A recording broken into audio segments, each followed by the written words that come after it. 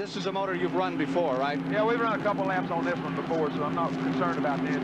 There, I see your son right up there in front of you. Yeah, I see him up here. A bunch of others up there, too. Richard Petty in car number 43. Cool, calm, and collected, trying to collect his 8th. Watching the kid in front, watching for a few laps, blow by. Easy. 88 Baker down on the inside. Baker with an Oldsmobile this year, his own team, alongside. Now you're inside Benny Parsons, car number 55, seeking his second win.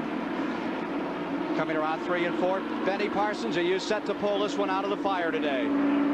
I don't know, Ken Squire. The Ford's going to be awful tough. We're going to try. All right, you're coming out of 4. Good luck to you today. Any problems this morning on that car? No problem, Ken. Good luck to you. Pace car is ready to come in. There you see the Fords in the front row. Elliott in number 9 is running the same motor with which he qualified at 205 miles an hour. Most people thought that was a hand grenade. Not the case. Ernie Elliott says they will run that qualifying motor. Here they come to the line. 27th annual Daytona 500 is underway.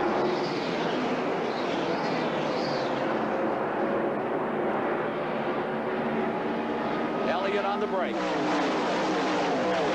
What a crowd as they go into turn 1, and he did break away similar to what he did on Thursday here in the qualifying race, Ken. It'd be interesting to see if those cars behind him can pick up the draft. He won by 37 seconds, 2 miles in a 125-mile qualifying race. There have been other times when drivers have had the field covered like that. There's always been some miscue, some mechanical malfunction before the race was over, Ned. And we see Cale Yarborough moving up very quickly, so he was able to pick up the draft. Of course, they were in separate races on Thursday here in qualifying, so we really have not seen them run together, but we're seeing that right now. Coming around to complete lap number 1. Delma Coward, number 0, out of Savannah, Georgia, smoking in the first lap, back in the pack. They scream back into the 31-degree banking of turns 1 and 2, which Ned Jarrett was showing you just how steep that banking is. David, those 2 Fords are just hooked up. I was just going to say, Bill Elliott and Cale Yarborough look like they're going to try and hook up into a 2-car draft and put a lot of daylight between themselves and the rest of the field. One of our camera cars there, Benny Parsons, now hanging on to a good solid 3rd spot. He's put a bit of daylight between himself and Darrell Waltrip. He is one of the major sleepers in this race. 55, Parsons, the Johnny Hayes car. You're with him briefly there. Here he is, coming back to the tri-oval, that 1,600-foot area leading to the 18-degree banking here. You are in the 3rd place car. Benny Parsons trying to close on those 2 Fords, and Ned, I think he's pulling up a little. He might be, and you see how he stays as directly behind those cars, picking up that draft as much as he possibly can. If he wavers out 2 or 3 feet, it gets in thicker air for him, and that'll slow him down. But I'll tell you, they're hooked up together up front. Well, this is the way that Bill Elliott's not going to want to see the last lap, just a few yards in front of Cale Yarborough. Here's Cale trying the inside. Yarborough. There's Del McCoward, number 0, smoking. He may be coming in. Yarborough goes into the lead. Cale Yarborough with the Waddell Wilson car. They had heating problems early in the week. Seemed to have them solved by the 125s. But Waddell Wilson, Harry Ranier, J.T. Lundy, the car owners, have their fingers crossed. Here they come in front of this immense crowd. Back to complete. Now you can see those cars back in the 3rd position, bunching up a little and giving 1st and 2nd place. David Pearson running 3rd now. David Pearson running extremely strong this whole week. And that's car number 89. He's coming down pit road. That's Jim Sauter from Necedah, Wisconsin. Fellow that's the father of 11 children, having trouble here early in the race. And Ken, we have note that Terry Labonte, who started back in 31st position, has already picked up 10 positions, so he is coming towards the front. One would wonder if this is the year of the record. The record 1980, 177 miles per hour. That mark was down by Buddy Baker. Well, if they keep this sort of speed up, they'll do it easy because they're running at round about 200 miles an hour, the lead 2 cars. Pearson's into 3rd, Baker's in 4th, Ricky Rudd is in 5th. Riding in 6th is Kyle Petty. Then a bundle of about 14 cars. There you see that 2nd group. Buddy Baker with his own team this year. Robert Harrington, the crew chief. That 88 car hangs right in there for a moment. He has been somewhat of a surprise down here, not to himself, but to some other people, as we see Elliott just draft right on by Cale Yarborough to retake the lead. But Baker is running an Oldsmobile, and some have said that the frontal area of that car is not conducive to the high speeds, but he has proved them wrong, and he's been competitive all week. Car number 0, Del McCoward in the pits. Number 75, Lake Speed, is taken over in 9th. To 10th comes Petty, 11th, Foyt, 12th. inside Richard Petty's car as he closes on Darrell Waltrip. Pulls alongside, and Richard Petty guns down Darrell Waltrip. Here comes Ron Bouchard right behind him. Boy, they make that look easy, but they just simply got the draft working together. Walter might be slowing down a little bit now. He pulls back in line. I think he got left out of the cold there. He got down on the low track, and of course Ron Bouchard helped to push Richard Petty through him with his own draft. Back with the leaders. Elliott and Yarborough wanting to make this a two-car race. Will we have the fastest 500-mile race in history?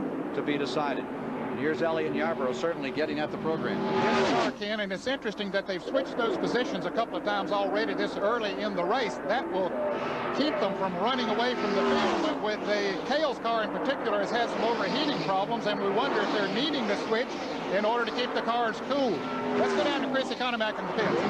It's been said that in racing that luck is where preparation meets opportunity. I'm in national champion Terry Labonte's pit. In addition to all the tools and parts, there are 36 wheels and tires mounted up here for the national champion to call upon during the course of this race. Back to you, Kev.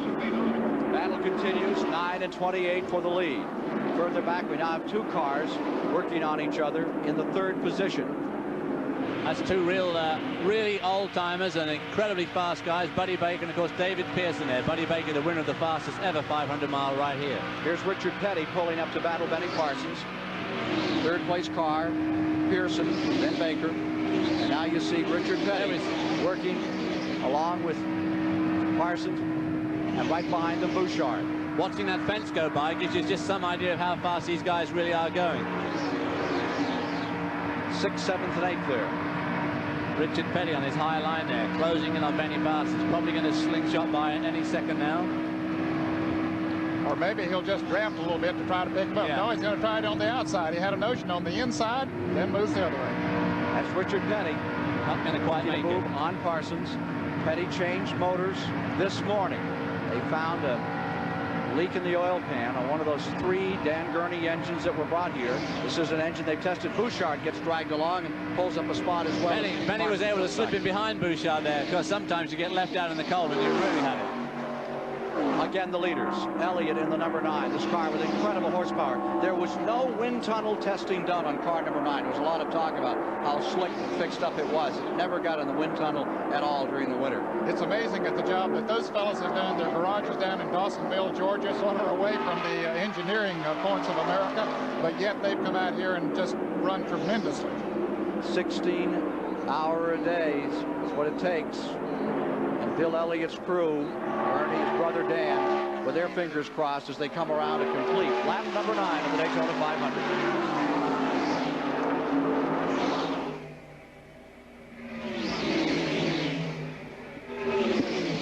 No. Nope.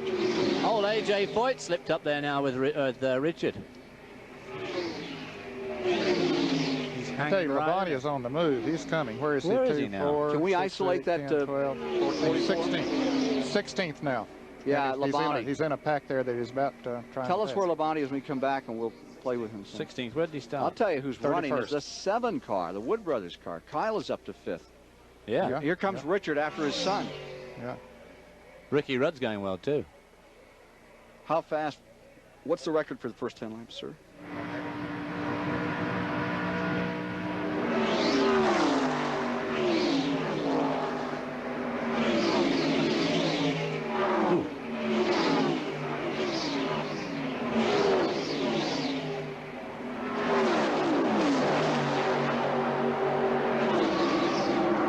Mary moved into 14th.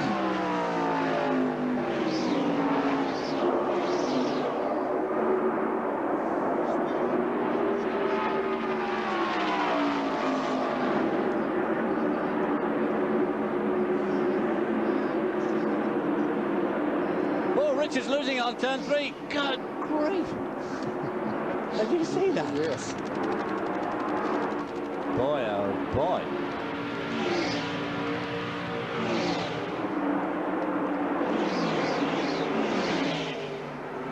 Phil Parsons.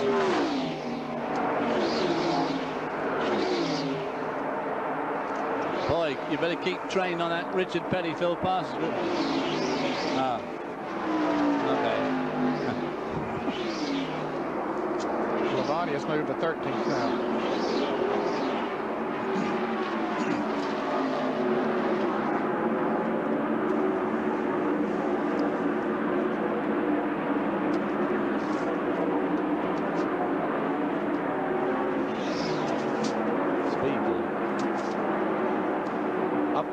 blitzkrieg continues here in our live coverage of the Daytona 500 as Bill Elliott and Cale Yarborough have those Thunderbirds fly.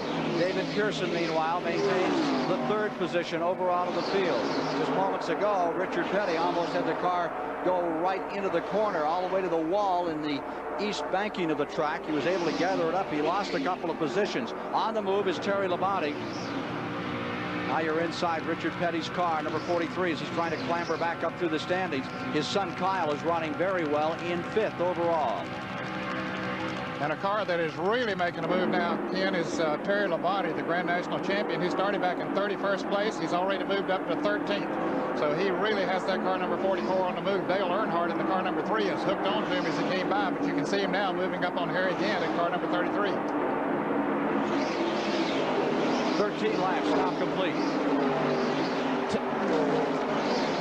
Mike Joy is with Waddell Wilson. When the green flag dropped, Waddell, it was a question if anybody could run with Bill Elliott. You folks have answered that. Well, it's still early, and Cale hasn't said anything, but he's been able to keep up, and he's been able to pass him. But Bill is still an awful strong race car. What did you do to solve the overheating problem you had earlier in the week? Well, we had to go back and drill some holes through the block and heads and the head gasket and trying to get the waters, you know, out of the block where the heat was at. Let's go down pit road to Chris Economaki. Dale Inman, Terry Labonte's crew chief, standing here putting the watch on his driver. Terry Labonte has passed 17 cars in this race, which is now only 14 laps old. You passed 17 cars already, Dale. Is he asking too much of that car? I don't think so, Chris. The speed hasn't been that much, and we had to get by a lot of the cars, or we're afraid we'd get lapped. So he's running about the same pace as the leaders right now. We're fighting traffic, so we feel pretty good right now. But okay, he's busy. And what has happened here is as Terry Labonte moves forward, Dow Waltrip is going backwards. Back to you, Ken. The other man on the move is that number 3, Earnhardt. Now, Earnhardt has really discovered something in the last couple of days. They feel, the Richard Childress team, they can put that number 3 up into this race and lead some before it's over. But here comes the story.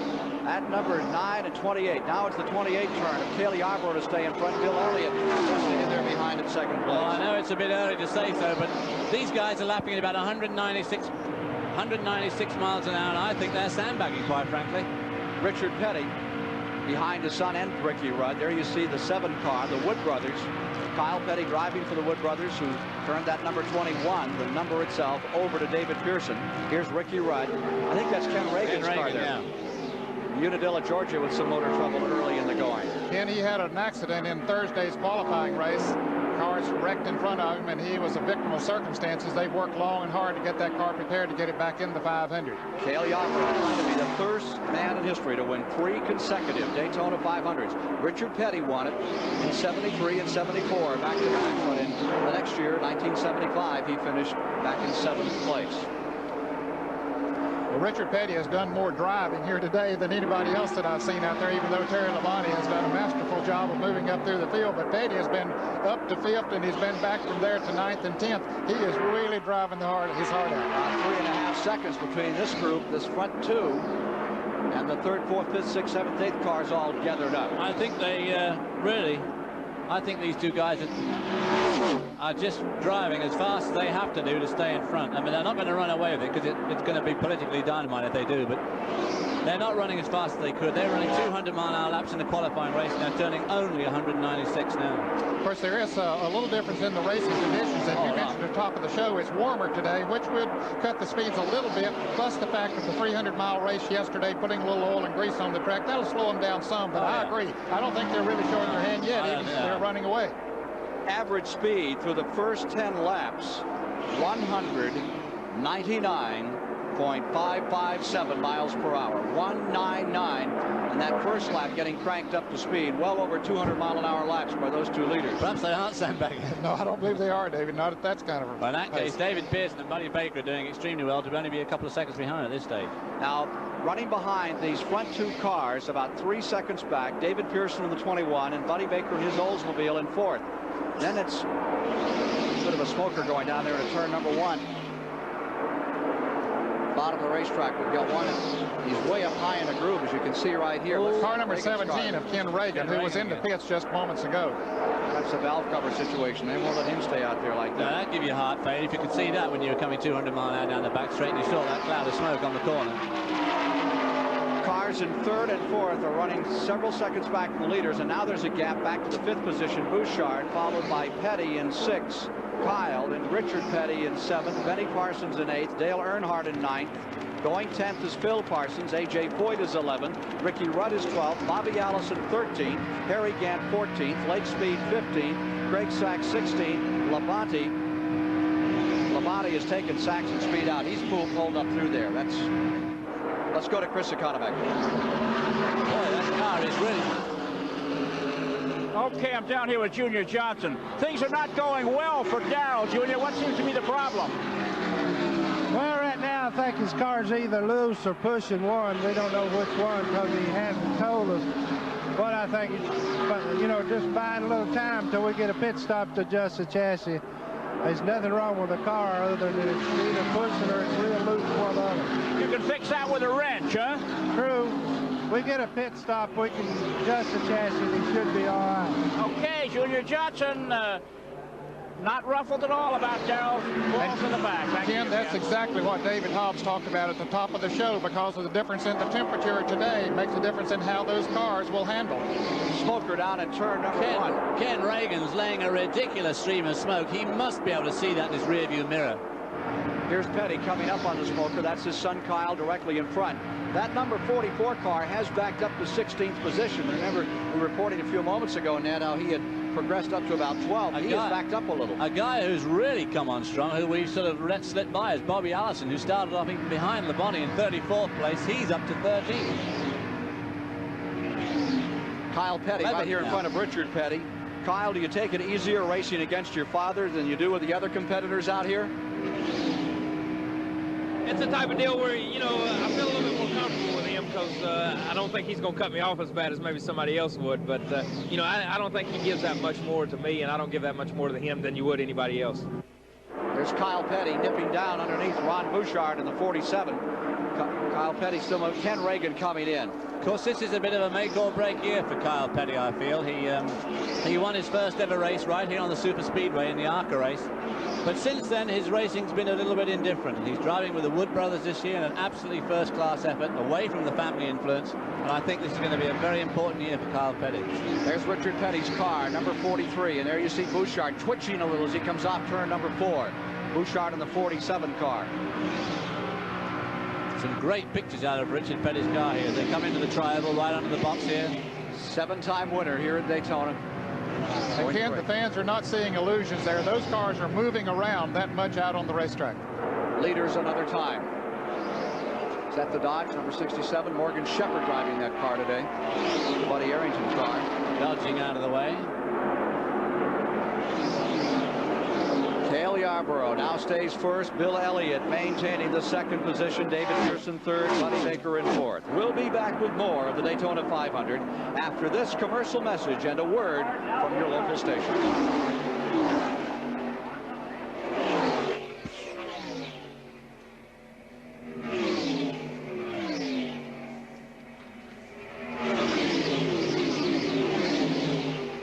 Bobby Allison's up to 8th.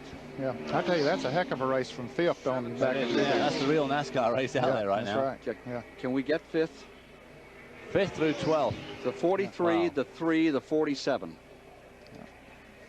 We're getting some good in-car stuff though from Richard. Lenny or is that? Yeah.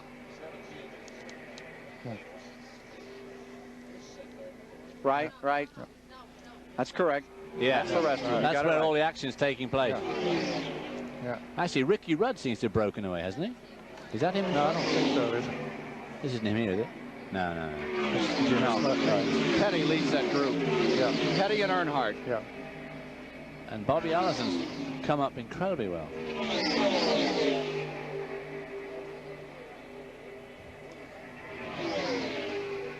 It's going to be a short 500. I can't believe that's going to last like this. Gosh. Can't believe it. Another 15 laps, they'll be looking for pit stop.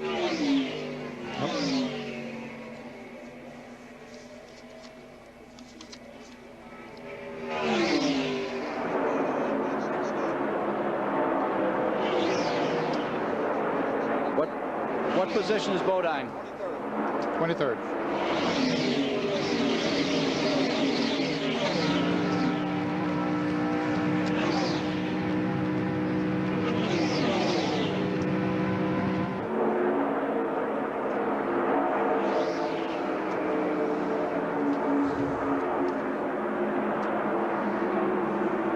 Richard Petty's pulled away. Look, he has.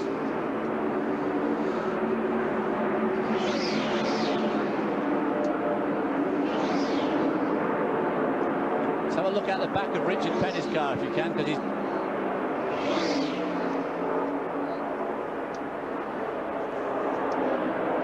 We're back with you live. 26, now 27 laps as they cross the line complete. Elliott Yarborough up in front as they continue to spin off the lead, swapping back and forth. And these two Ford Thunderbirds back in that rest of the race. The third position is Pearson, fourth position's Baker. They stay together. But the real story is back in fifth. Actually, Richard Petty has pulled away a little in fifth, and you're looking at sixth place here.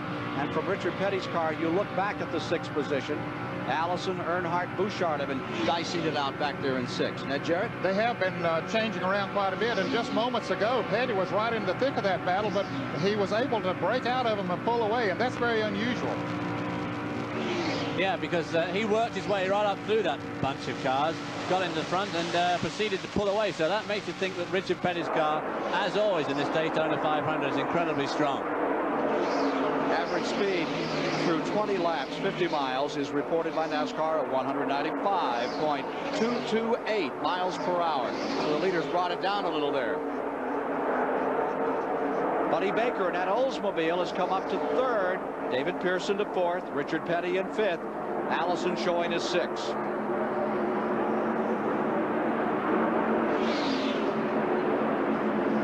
Here they are, off four. Well, another one of the favorites in this race, Darrell Waltrip, who's the winningest driver in Grand National Racing at the moment, who's never won his 500, is in within 13 seconds of being lapped by Bill Elliott, which would be absolutely disastrous. So he really needs a caution flag in the first way to make some adjustments to the car.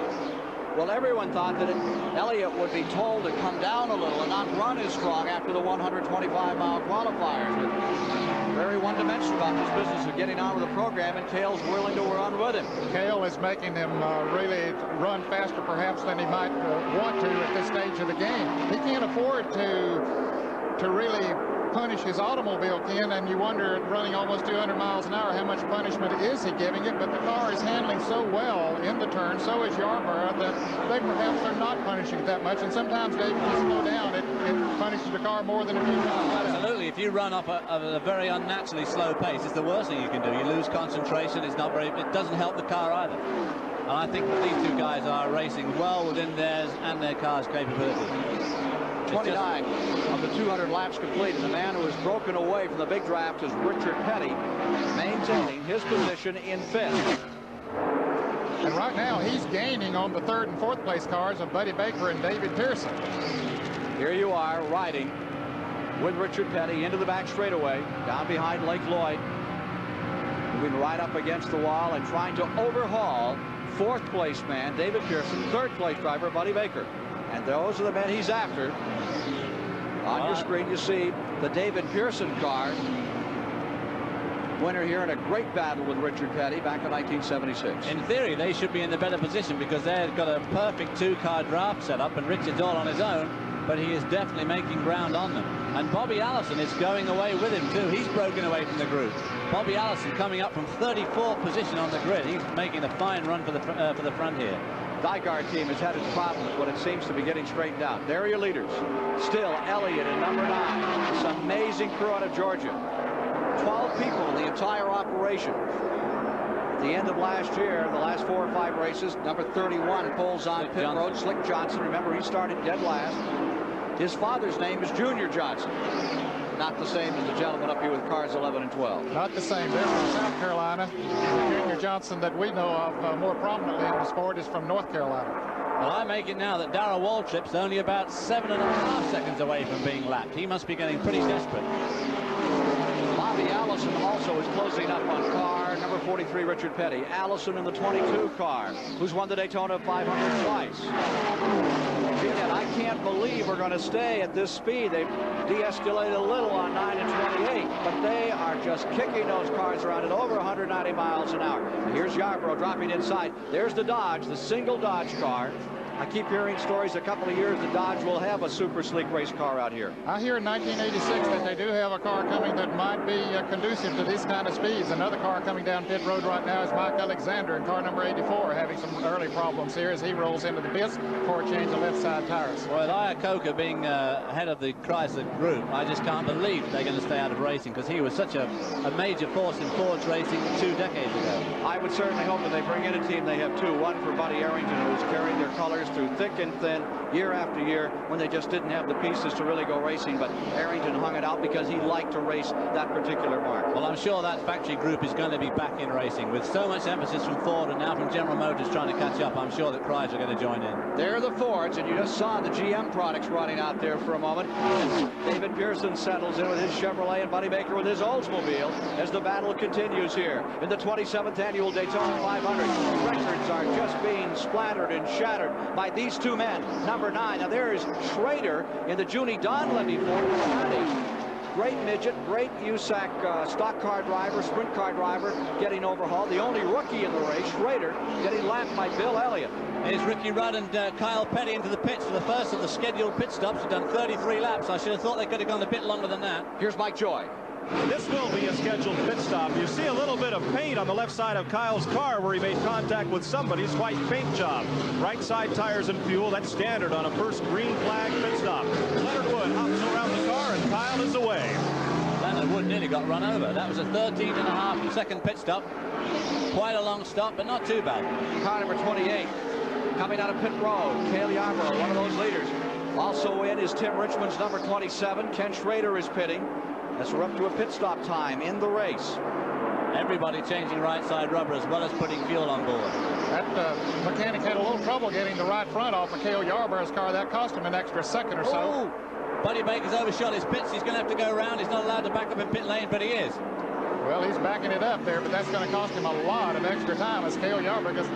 Let's go to Chris Economac. It now develops that the Fords are not getting the mileage the Chevrolet and the other GM cars are getting. The first cars to stop for fuel have been the Fords, and this could be a factor as this race unfolds. Back to you. Of course, a couple of the Chevrolets have been in it. We see David Pearson going out here. Jeff Bodine, who won yesterday's Sportsman 300, taking on fuel, and of course the right side tires on his car. As most of those, we'll see them change because nowadays they can change the tires as quickly as they can add 20 gallons of gasoline. There you are with Jeff Bodine, who's been running just a little off the pace here in the Harry Hyde prepared car, coming back on the track another time. Here's Cale Yarborough in the backstretch. Pit stops, the order of the day, and there's Bill Elliott's number 9.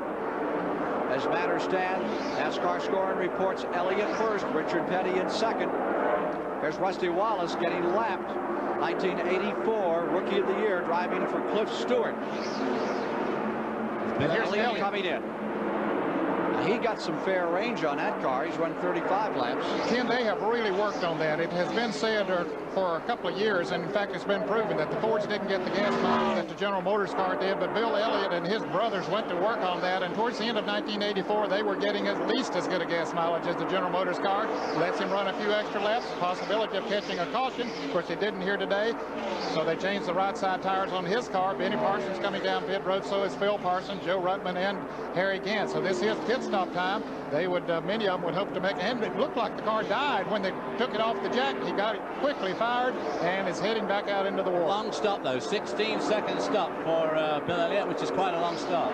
That's still one of the most important teams in auto racing today. I mean, they're such an inspiration to everyone. A homegrown family team that comes out here and runs up in front. Here's Mike Joy. Raymond Beadle, champion drag racer and car owner for Tim Richmond. You had a long pit stop with the hood up. What's the problem? Well, we changed the motors just before we came here. We broke a piston late yesterday, and the float was stuck on the carburetor. We just didn't get time to run the car this morning. So hopefully we'll be okay now. But to repair it, or did you have to change the carburetor? No, we just shook it loose and it came through. The fuel pressure is okay. Raymond Beadle. The man who's getting the range, 43, Richard Petty. He's still out here. Now remember, once up on the east banking, Richard Petty went all the way to the wall in turns 3 and 4. Well, he's giving some sort of a signal there now, Ken. Apparently he's about to come into the pits. He was just waving to one of the drivers that he passed there and said, okay, everything's all right. Let's see if Petty will pit here. You can hear him decelerating. I think he's headed for pit road. Richard Petty, number 43. He saw his gear down. He put it into third gear. Now he's coming back into second gear. That helps to slow the car down as he hits the flat coming off of that steep banking. Boy, you can come off of there and get yourself in trouble. Of course, he's done it many times. Ready on your watches. Petty in for his pit stop. No one's done it more. He's left the car in first gear. Puts a little fluid in himself. They clean off the windshield there. Usually takes a bite on that rag. There it is. His mouth. Just about exactly the same as Bill Elliott's pit stop. There he is going out right behind Ron Bouchard. Pulling by Bouchard. They're going to race a drag race down pit road. I wouldn't want to be the guy holding the stop and go flag out on the end of that one. No, they're just racing side by side as you see Petty changing the gears. Now he's in third gear, about to shift back to fourth. He'll run it up to about 7,500 RPMs. Now back to fourth gear. Here is Darrell Waltrip in the pits, and you see, here's Chris. Johnson is working on the adjustment of Darrell Waltrip's car, jacking the weight around to try to make this car handle better. He's got, in addition to tires and gasoline, this wrench right here is what Junior Johnson used to try and crank 3 or 4 more miles an hour into that car. Waltrip's back on the track. We'll see if it works. Back to you, Ken. And what he was doing, Chris, was taking wedge out of it, so they call. He was taking weight off the left rear, so Junior wasn't sure if the car was pushing or the back end was loose, so he has taken some weight off the left rear, which should let him go through the turns a little freer. Taking weight off the left rear will, if anything, make it a bit looser. Will Yes. it? Yeah. If he's obviously assuming it's pushing. Yes. It'd be tough if he's got it the wrong way around. I'll tell you, it really puts him into the driving area then. You have to keep up at the back end. Terry Labonte coming into the pits in car number 44. He has been the leader. Terry Labonte has briefly had the lead. Phil Parsons had it momentarily. As all the cars are under green, and we may be on our way to a new record for 500 miles. Well, Terry Labonte did 6 more laps than Bill Elliott then, which is going to be a major factor in this race, unless the Elliott boys were just turning out to find out how their fuel consumption was. As matters now stand, car number 5 is being shown as the leader after these pit stops. We'll be back and update you on the leaderboard after these messages.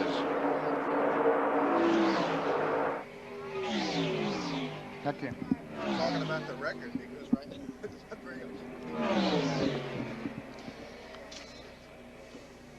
That can't be right, the car number 5. No. Now they're changed. Well, no, they're not. That can't be Years right. down so far, it can't be Yeah, right. that can't be right. Why is the leaderboard so off? Yeah, that's not right. Cale's in the lead. But 5 is almost a lap down. He can't lead. No. No. He's not leading. He's not leading. He's made a no pit way. stop. Yeah. You're right. That sounds right. A lot better That than what we sounds got. right. 28-9, 7:43. 28-9, 7:43, please. 28-9 are right back together where they were. 28-9, 9.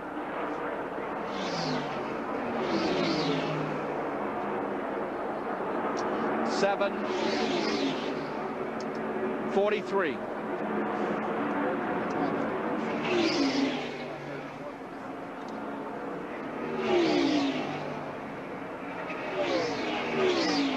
Waltrip has been left.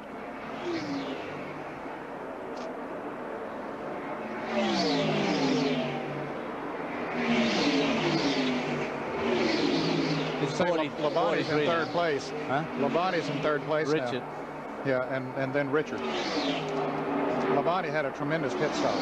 Labonte is in third, not Kyle, 44.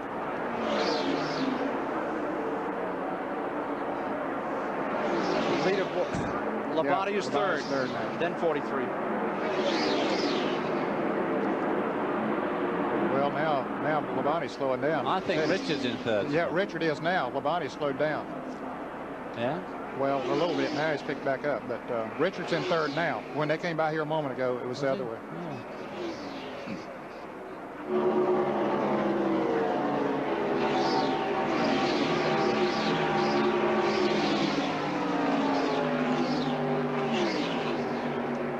After the first pit period, coming under green, sorting them out, Cale Yarborough and Bill Elliott are still locked together in these Ford Thunderbirds leading. Terry Labonte had moved to third a moment ago. Richard Petty screamed around him. It's Petty back up into third. Terry Labonte back to fourth. He is right in the midst of that hunt. And Ron Bouchard over the front five.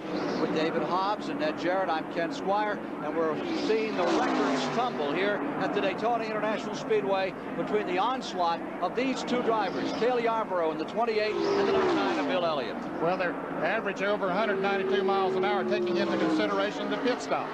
Car number 10, Doug Hemrock, up in New York State, having some problems here. Boy, 192 mile an hour average for 100 miles, including a 16-second pit stop. That's getting on with the program. All that slowing down, all that getting back up to speed. You lose a tremendous amount of time. Actually, a 16-second pit stop's really more like a 35-second pit stop. Richard Petty, car number 43. And right behind him is Ron Bouchard pulling in for a pass. Here's Bouchard looking like he wants to make a move.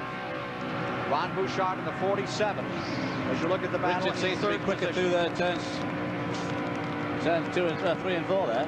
Here's Mike Joy. Before he retired from active competition, Dan Gurney was America's most famous race car driver. Now he builds Indy-type cars, and beginning this season, stock car engines for America's most famous stock car driver, Richard Petty. Quite a gamble, isn't it, changing engines on race morning just before the cars roll off?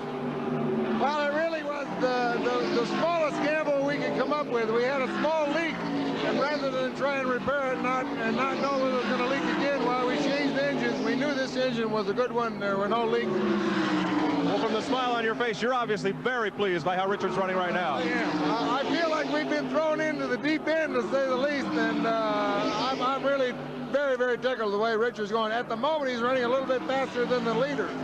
So, but it's early in the race, but we're very happy. Dan Gurney. Dan Gurney knows a little bit about stock blocks. Remember Indy, 68? Took a Ford up there in second place behind Bobby Unser. Gurney building the engines for that number 43 car, the Mike Curb car, which stays very much in the hunt in third position. There you see now Bobby Allison pulling up into fourth, car number 22. There are the leaders again. Well, Dan Gurney said that he was running a little bit faster than the leaders, and he needs to, Ken, because after that round of pit stops, he's running a little over 16 seconds behind those two Fords of Cale Yarborough and Bill Elliott. Their speeds have dropped a little bit. They're down to a mere cruise of 193 odd miles an hour, so maybe the heat's affecting them. And here's Ron Bouchard Something coming to miss on Bouchard at number 47, the Jack Looks like Beebe a flat car. tire, and it left rear tire flat. Number 47, Bouchard, comes on to pit road. This happening at while they're working the 48th lap. I can't believe we haven't had more engines. Of course, the weather is perfect out here, Ned. An absolute perfect day, no question about it. We see a crack in Richard Petty's windshield, and that could become a problem. There's a tremendous amount of pressure on the windshields at the speeds that they run here. We'll keep an eye on it and see if it does get worse as time goes by. To give you an idea of the pressure on the windshields, the other day when A.J. Foyt spun in the IROC race, his windshield flew out, went right over the top of the grandstand. They're the leaders. Cale Yarborough holding that lead, looking for his 82nd career win, third in a row, consecutive wins the Naples 500. He's won here 4 times, starting back in 68.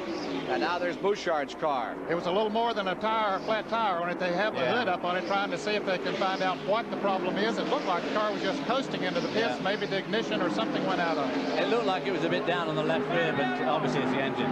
Bobby, here's Mike Joy. What's the problem with Ron's car? Ignition problem. We think maybe the coil might have quit on it. They're working down the area of the distributor, trying to get Bouchard's car refired. He's flipping the toggle, trying to get it to crank, and it won't. They continue to work on it here on pit road. Drawing away from the field at record-shattering speed, Cale Yarborough and Bill Elliott. Huckleberry just holds on at second place.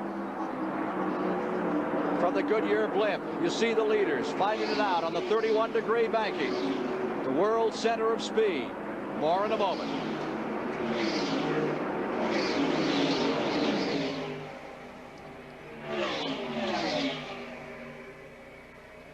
Bouchard out. Okay. Yeah. Where's the 43 and 22? Just over here, up there, coming off turn 2 now. And they're about... Bobby Fishman. Bobby Fishman. 16. 43 and 22. 16 seconds down on the lead.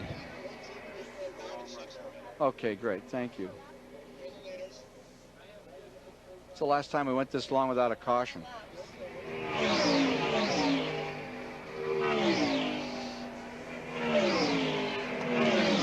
Richard Petty and Bobby Allison have got really hooked up there now in that draft for 3rd spot.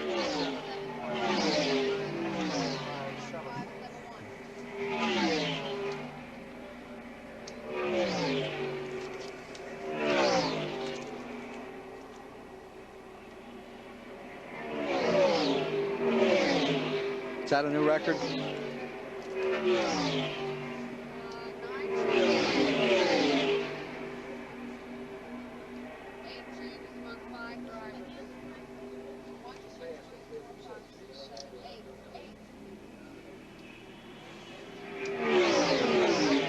Mary, go back and give me 3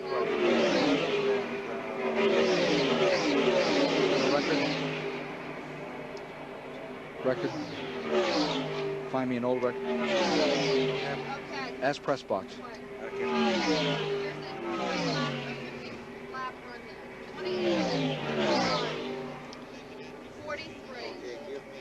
Who's on the press box? Who's on to the press box? Bobby? Old record at 50 laps. Boy, look at him pulling away from Darrell still, too. He's going to be 2 laps down before long.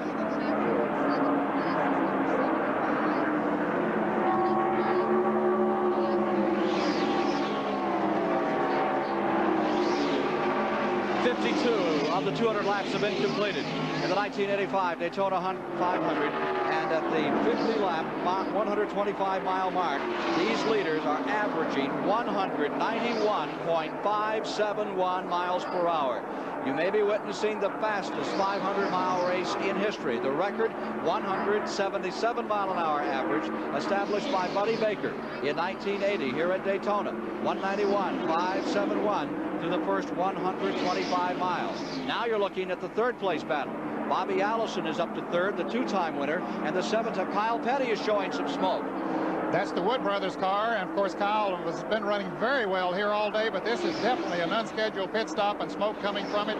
He was running in the 5th position. He was running very, very strongly right up with his father and with Bobby Allison, but it looks pretty terminal, that amount of smoke, unless it's just an oil line dropped off, but that'll be wishing too much, I think. Second 40, see him a little problem. Number 90, Ken Schrader, now number 7. The Judy Donlevy car, now the Wood Brothers car with a hood-up situation. Richard Petty maintaining 4th. Bobby Allison in 3rd. There are the leaders, another time closing on Bobby Womack. And there's that cracked windshield on Richard Petty as he closes in on Bobby Allison another time. Here's Mike Joy with Ron Bouchard. Ronnie, what happened? We're not really sure, Mike. We were just coming down the front straightaway there, and it just lost all power. We're not sure if it's the battery or busted cable somewhere.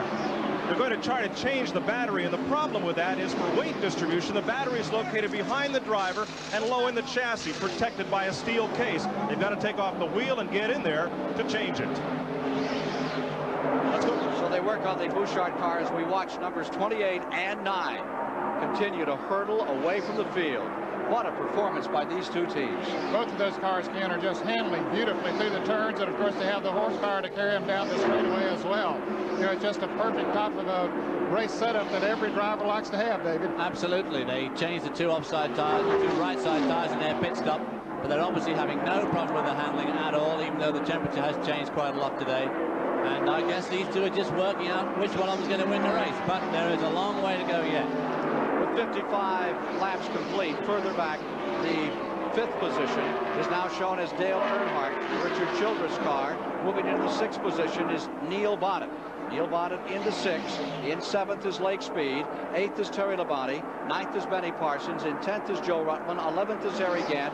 And 12th is Phil Parsons. And Ken, whatever the problem was on Kyle Petty's car, they've worked on it, and he's gone back out into the race. We'll keep an eye on him and see if they did indeed get the smoking problem that he had here. Cale Yarborough and Bill Elliott putting a lap down there on Jeff Bodine, yesterday's 300-mile winner. As well as these two guys, there's another 20 cars on this lead lap. 22 cars on the lead lap. Chris Economaki is in Bobby Allison's pit. Bobby Allison, team manager. Gary, you're the last Buick now left in the race. You only got 37 laps out of your first tank of fuel. The Fords are getting a little bit less, but Labonte is getting a full 100 miles. What do you do under these conditions? Well, we wanted to be on the safe side, plus we wanted to stay in the draft that we were in when we pitted. We can get better mileage than we did on that first stop. If it goes green all the way, I think we'll be okay. Can you make just, if it stays green, can you go the distance in 3 more stops? It looks like we can get over 100 miles, so if we stretch a little bit on each one, we'll be right there at the end. But that first stop is always the most critical, and we definitely wanted to stay on the safe side there. Okay, Gary Nelson, number 22, team manager for Bobby Allison. Back to you. Wasn't Darrell Waltrip there about to be lapped by Richard Petty and signaling frantically through the window to get Petty to try and give him a draft, I'm sure. Yeah. I could see him waving at him, but he might have been just waving him by, but I think he was waving to try and get help. Because that's Bobby Allison up in front of Richard Petty. Now we're looking out of the back of Petty's car, Darrell Waltrip. So Richard soon put Darrell Waltrip away, and of course Darrell's trying to hang on now to pull himself back into contention. Waltrip second here in 79. The leader's getting into heavy traffic. They asked Bill Elliott about the motor in that car, number 9. Number 98 is in Trevor Boyce's car, Dr. Benfield's car, on pit road, was put up, and another motor having a second. And this is another of the cars that was damaged in one of the qualifying races here on Thursday. They've worked frantically to get that car back in shape. As you see Buddy Baker back in the picture once again. He's about to go a lap down. As Dave Marcus is lapped in the 71.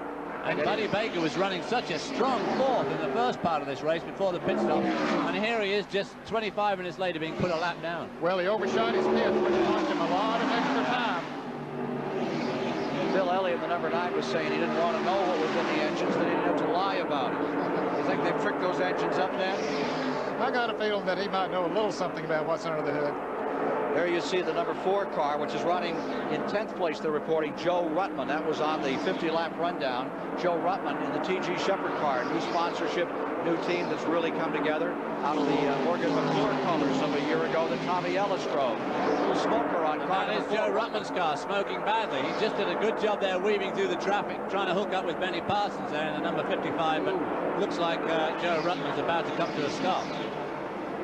He wisely points that car up towards the banking. Apparently he saw the smoke coming from it, and he wanted to get it as close to the bank as he could in case the engine erupts and puts the oil out from under him. You're better off to be close to that wall if she does turn loose with you. That's right. Back with the leaders another time as Joe Ruttman tries to get his car around the track and back into the pit area.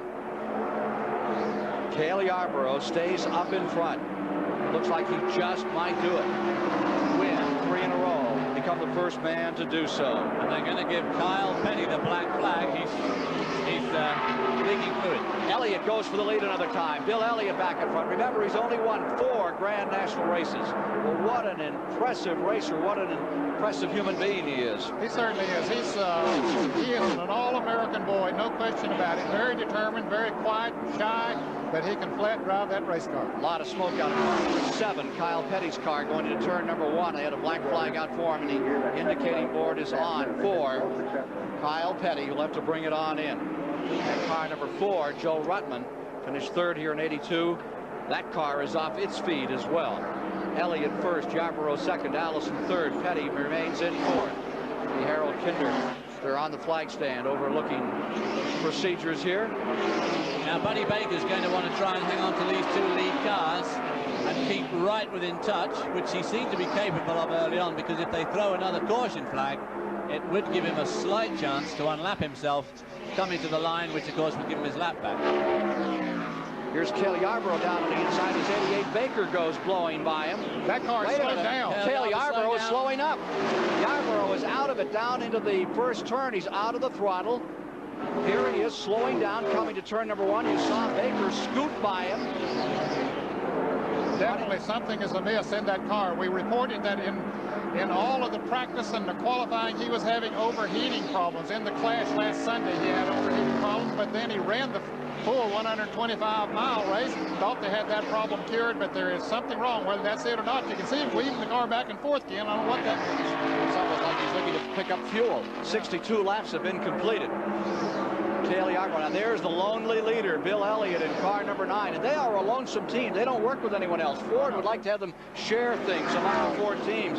The Elliots will have no part of that. Here's Cale Yarborough coming onto pit road.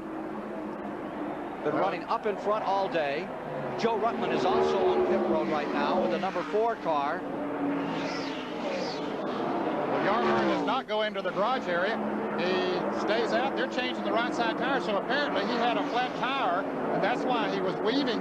He couldn't help it. The tire was low. Of course, they have interliners on these tires, which would let him get back to the pits.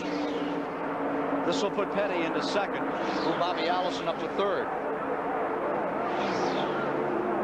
Yarborough having a little trouble getting restarted. Apparently the car choked. Let's go to Mike Joy in the pits. Well, the car has stalled, Ned. They're pushing it down pit road. Cale tried to pull out. He popped the clutch, and the car stalled. They can't get it refired. Still pushing. Cale pops the clutch again, and it does not catch, and they've lost about half a lap. 1 lap down now. The J.T. Lundy, Harry Ranier car being pushed back to 6 manpower out of 600 horsepower. Boy, what a frustrating situation this is, to have a car that was running as well as that car, and then all of a sudden you get a flat tire, then the car chokes, won't restart. Now they're having to push it back into the pit area to work on it once again. Elliott first, Petty second, Allison third, Dale Earnhardt in fourth, Bonnet in fifth, Benny Parsons up to 6, Lake Speed in 7th, Terry Labonte in 8th, Ricky Rudd in 9th, Phil Parsons in 10th, and there is second and third. 2 of the giants, 2 of the masters of this game. Richard Petty, the 7-time winner here at Daytona, and he's looking right out his back window at car number 22, 2-time winner of the event, Bobby Allison. Remember, he won it here in '82. Ken, there's Yarborough back in the pits. I'm wondering if they misinterpreted his problems when he came in. Maybe it was not a flat tire. We couldn't see that, although they have the interliner tires. And they're doing some other work. Look like they're headed back to the garage area. Drama of what can be the fastest 500 in history continues here at Daytona. More in a moment. Fuel pickup? Could be. He's trying to shake it. Yeah. I think that's what they did. They just misinterpreted his problem. Thought he'd retired, Kenny Schrader. He came back. They had him in, they put him back out. Did they really? I didn't know he'd ever gone in. Well, he was in for a problem. Remember, they had him in once, and they put him back out. Did he go behind the wall? No. Okay. No, he's on pit road. I think it was normal pit stop when he made it. I don't think he was in for an extended period. No. He got lapped there. You know, we talked about that, and then shortly after that he came into pits. But well, now what's this going to do to Bill Elliott being all on his own? Nobody to drive. He just sat out there and just run. Yeah. I don't think. Yeah. Yeah, it'll affect the fuel consumption a little bit. Yeah. It will. In fact, he's only got, on his old thing, he's only got about I'd like to see number 3 when I could. I really like to see 4, the number 12 car and the number 3 car, guys.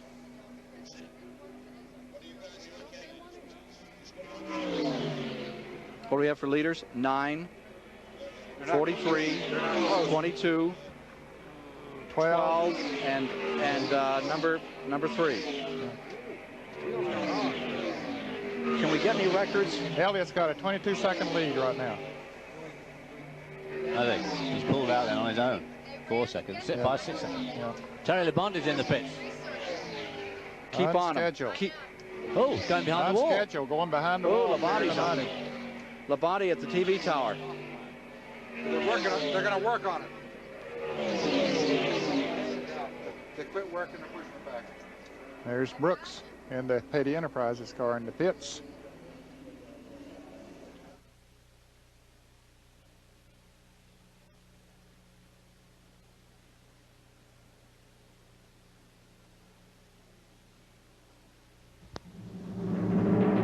This CBS Sports Special is sponsored by Old Milwaukee and Old Milwaukee Light. It doesn't get any better than this. Skoal Long Cut Smokeless Tobacco. Easy to use with a great taste that could only come from Skoal. And by Pennzoil Motor Oil. quality protection. 68 laps complete of the 200. Major developments. Let's go to Mike Joy. Cale Yarborough is in the garage, very unhappy to be standing here so early in this event. What happened? Well, I don't know. I guess we lost a cylinder. I thought we were out of gas, but something went wrong with the engine. Gave me no indication whatsoever, and it just locked up on us on that pit stop. Well, it looked like it was running when you came into the pit. Then when you popped the clutch to take off, it seized? Yeah, it was running, but it wasn't on 8 cylinders, probably 6 or 7 cylinders.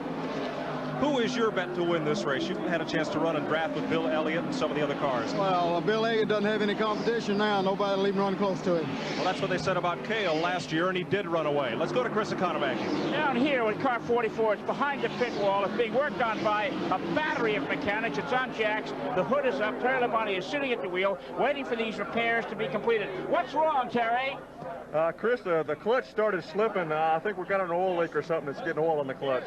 Okay, there you have it, right from the driver. He hopes to get back into this once he's been fixed his car. It's unbelievable the amount of work. They brought toolboxes over here. The major repair job. Back to you, Ken. It's directly behind the pit wall. There's number 88, where they're working on number 44, Labonte's car. Baker coming back on the track. It sounds to me, I was going to say, in Cale's, I was talking to Waddell Wilson, his chief mechanic, this morning. They've drilled the blocks in the heads. They put different head gaskets on that Ford this week, right here in the garage at Daytona. Tim Richmond is in the wall. Tim Richmond grinding off the side of car number 27. First caution comes at lap 71. See how the wheel come off the car. Tim Richmond in the Raymond Beetle, number 27. Coming down to a halt about 800 feet out of turn number 2, and the first caution of the day in this 200-lap, $1 million, 500-mile race is brought out for Tim Richmond's automobile. And Ken, he's sitting there right now just hoping that all of those drivers will go on the outside of him. The pit stops, the second round, were just coming up. David Pearson was caught in the pits during this caution. He and Buddy Baker had made scheduled pit stops. Ricky Rowan was in a moment ago. All the rest of them will be coming in as soon as they slow down. Caution is out for the first time in the 1985 Daytona 500 in our live CBS coverage. Bill Elliott trying to dominate. Richard Petty lying second. Bobby Allison in third. Elliott had pulled away to a pretty handsome lead. Here you see Tim Richmond evacuating. The fourth place driver is Neil Bonnet. Neil told me this morning they had gone back and rebuilt their qualifying motor and installed it in car number 12, and he said, I think I've got a chance of winning this thing. But everybody has been covered thus far by Bill Elliott. Fifth place car in the field is Earnhardt, and they too thought they had discovered some secrets this morning on the Richard Childress car. From the in-car camera of Benny Parsons, Ned, let's take a look at this. David, here's how it looked. We see Richmond up in front of him getting into the wall. Apparently he had a tire to go down, or he got too high up in what they call the loose stuff, and that would be the rubber, as Parsons goes by on the inside and Tim Richmond stays up on the wall. Of course, Parsons was hoping he would do that, and sure enough he did. Now there's another angle. It just grinds down. He keeps it up in the wall. He did a good job in holding on the wall, which is obviously an essential thing. You can't just go running across the racetrack, but of course you not always have control over that. Report from Mike Joy.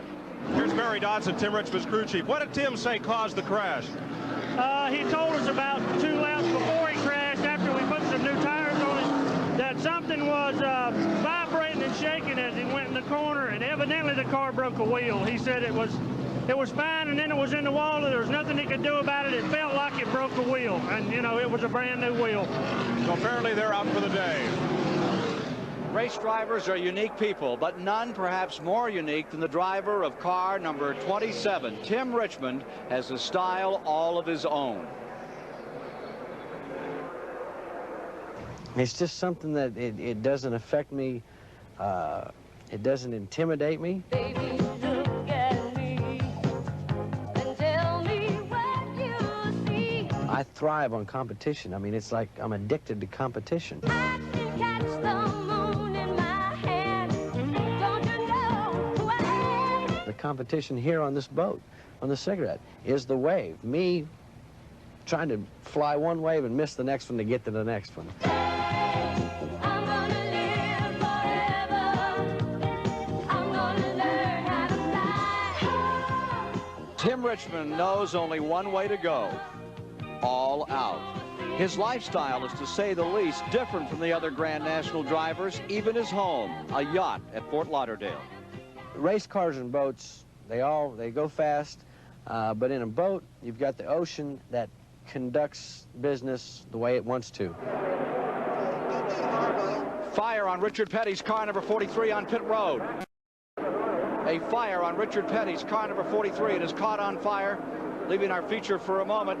Problems for the King here today. Kenny had just made a pit stop. They were having to push it down pit road. They couldn't get the car fired, and Petty now inside trying to get it cranked up. They're putting the hood back down on it, so apparently they got it out very quickly. Let's see if it will fire and is able to pull away. We are under caution from the incident created by Tim Richmond. He's having a problem with the shifter. Trying again. Coming right back out to go for it. He's trying to get it in any gear that he possibly can as the crew tries to push him down. Now they've stalled again. Here's Chris. Okay, what happened to Richard Petty's car? When it was time to leave the pits, it would not start.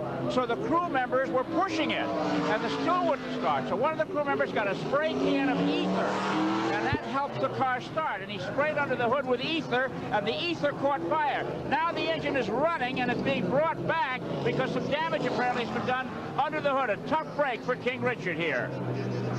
Now there's a replay. And there's where they're spraying the ether in down that. They have a little tube that goes down into the carburetor so that it will help it fire quickly once again. But of course it caught on fire this time, and now they have that gear shift problem as they're pushing him back down pit road. You can see Petty still trying to get the car in some sort of a gear as they push him backwards. Tim Richmond being brought in.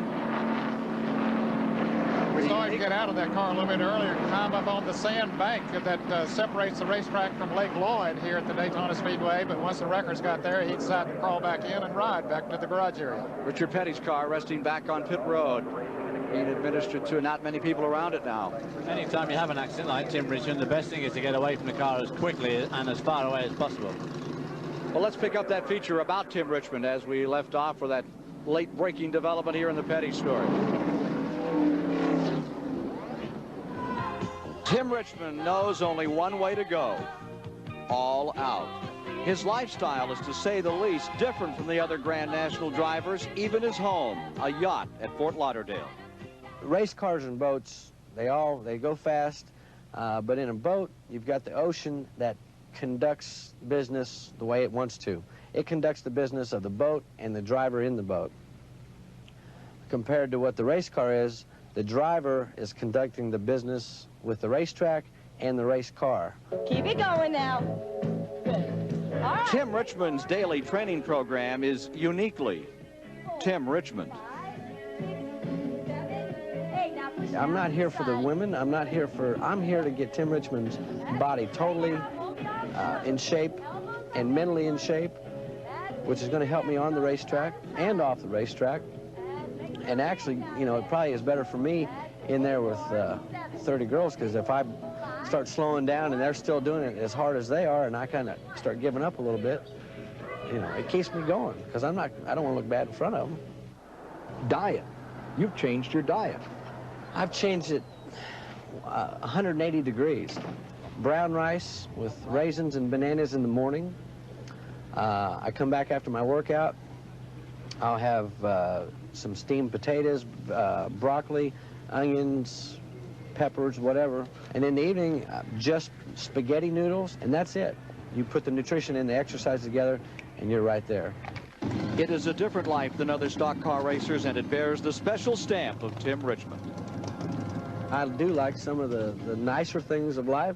I could just as well live in a tent someplace, but I'd rather, if I had the money, to live on some yacht someplace and have maybe a Learjet. I don't have that yet, but I'm working for it.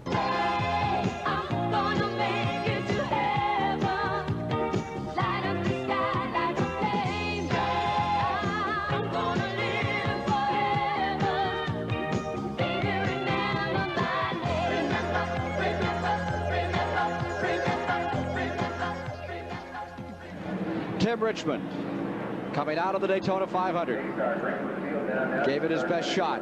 Richard Petty, meanwhile, is coming back on the track at number 43. And he lost several laps during the caution period, at least 2 laps.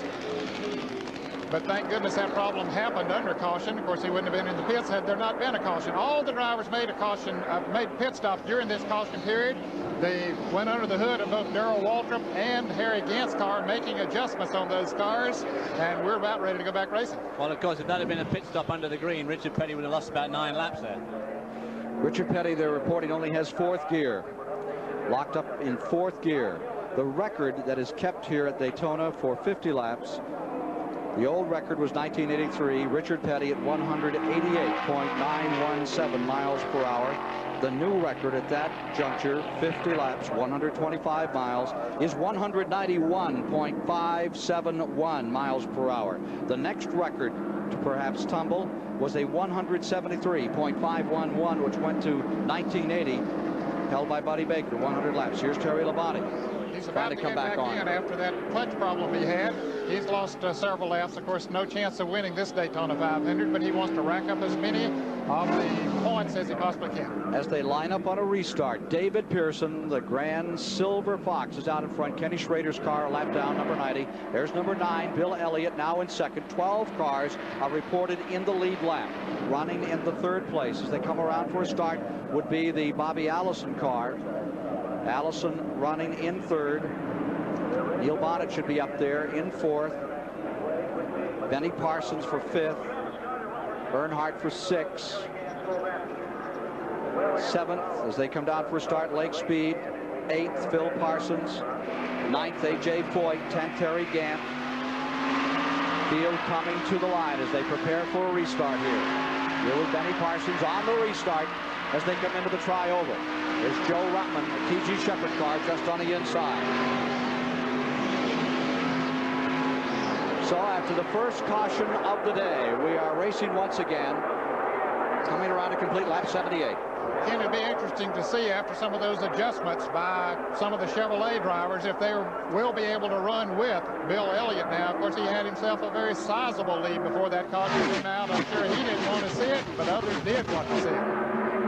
Number 21, Pearson, Spartanburg, South Carolina, Chevrolet. 3-time Grand National champion there, and Elliott right with him. What do you think, David? Well, we'll see. The other day in the 125-mile heat, Elliott looked so good through 4. David Pearson looked a little bit unsure himself, but very fast. It'll be interesting to see if these two could hook up to a good draft and pull away from the field. Ricky Rudd is right there. The Bud Moore, number 15, with red and white colors this year in 3rd spot. That Ford still hangs in there strong. Well, Rudd had just made a pit stop during the green flag period before that caution came out. I think that he might be a lap down, even Indeed, though he is. He is shown as a lap down. He is now reported 1 lap down, number 15, Ricky Rudd. Here's Chris Economaki. I'm with Hoss Ellington, David Pearson's car owner and crew chief. He's leading the race right now, Hoss. The Fords have it on the cars. If the Ford passes, will David be able to hang on number 9 through a back bumper and take a shot at winning? I hope so, Chris. You know, Billy is awful strong. You know, he's been strong all week. But I believe when we get stretched out, we can run one. Right now, I think they say we might be a lap down. And, you know, 'cause we got a four tire change a while ago, and the caution car caught us in the pit. Okay, now Elliott just passed David. Elliott just went into the lead. David's now second. Did you make any adjustments on the car that would make it better? Oh, yeah, we made some adjustments, Chris, but I just hope it does good with that Chattanooga Chevrolet. I tell you, you know, our Elliott's awful strong still, but we're going to maybe give him a run for the money. Okay, and now down pit road to Mike Joy in the Elliott pit. Ernie Elliott's waiting for his car to come by. Things look to be going just about to plan for you folks. Yeah, everything's going pretty good right now. Car's running good. You know, we're trying to be careful, stay out of trouble. Well, now, this isn't like Thursday's race when he ran off and hit from the crowd, but it looks like he's able to get the lead whenever he wants it.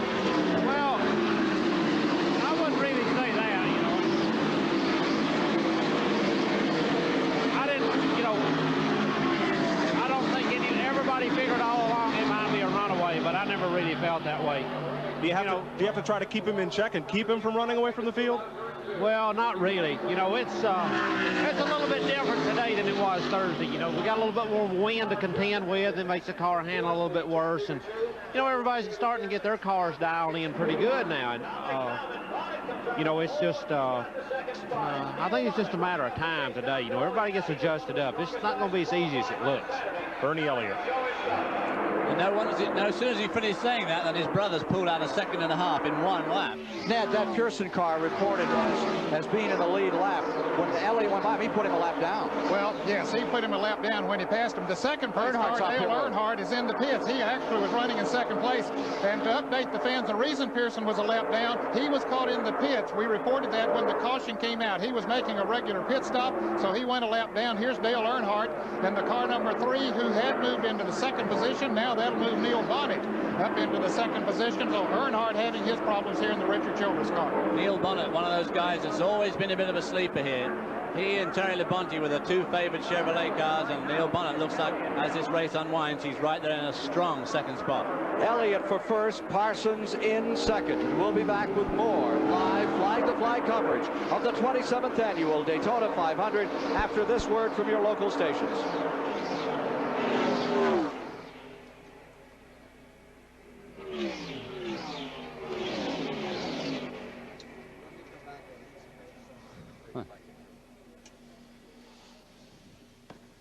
Three different beer brands in the first 3 places.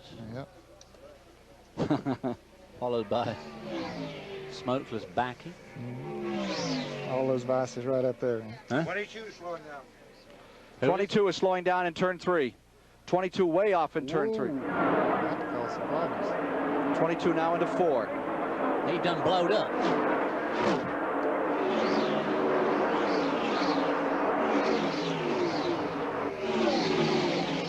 Yep. Petty's in trouble too. Allison's.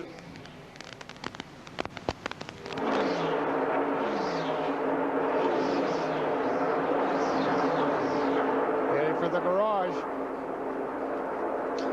Boy. Where's Richard then? Someone say he was slowing down as well? Yeah, he did. Well, he was. Oh, yeah, right. Yeah, he's coming in. Richard Petty's.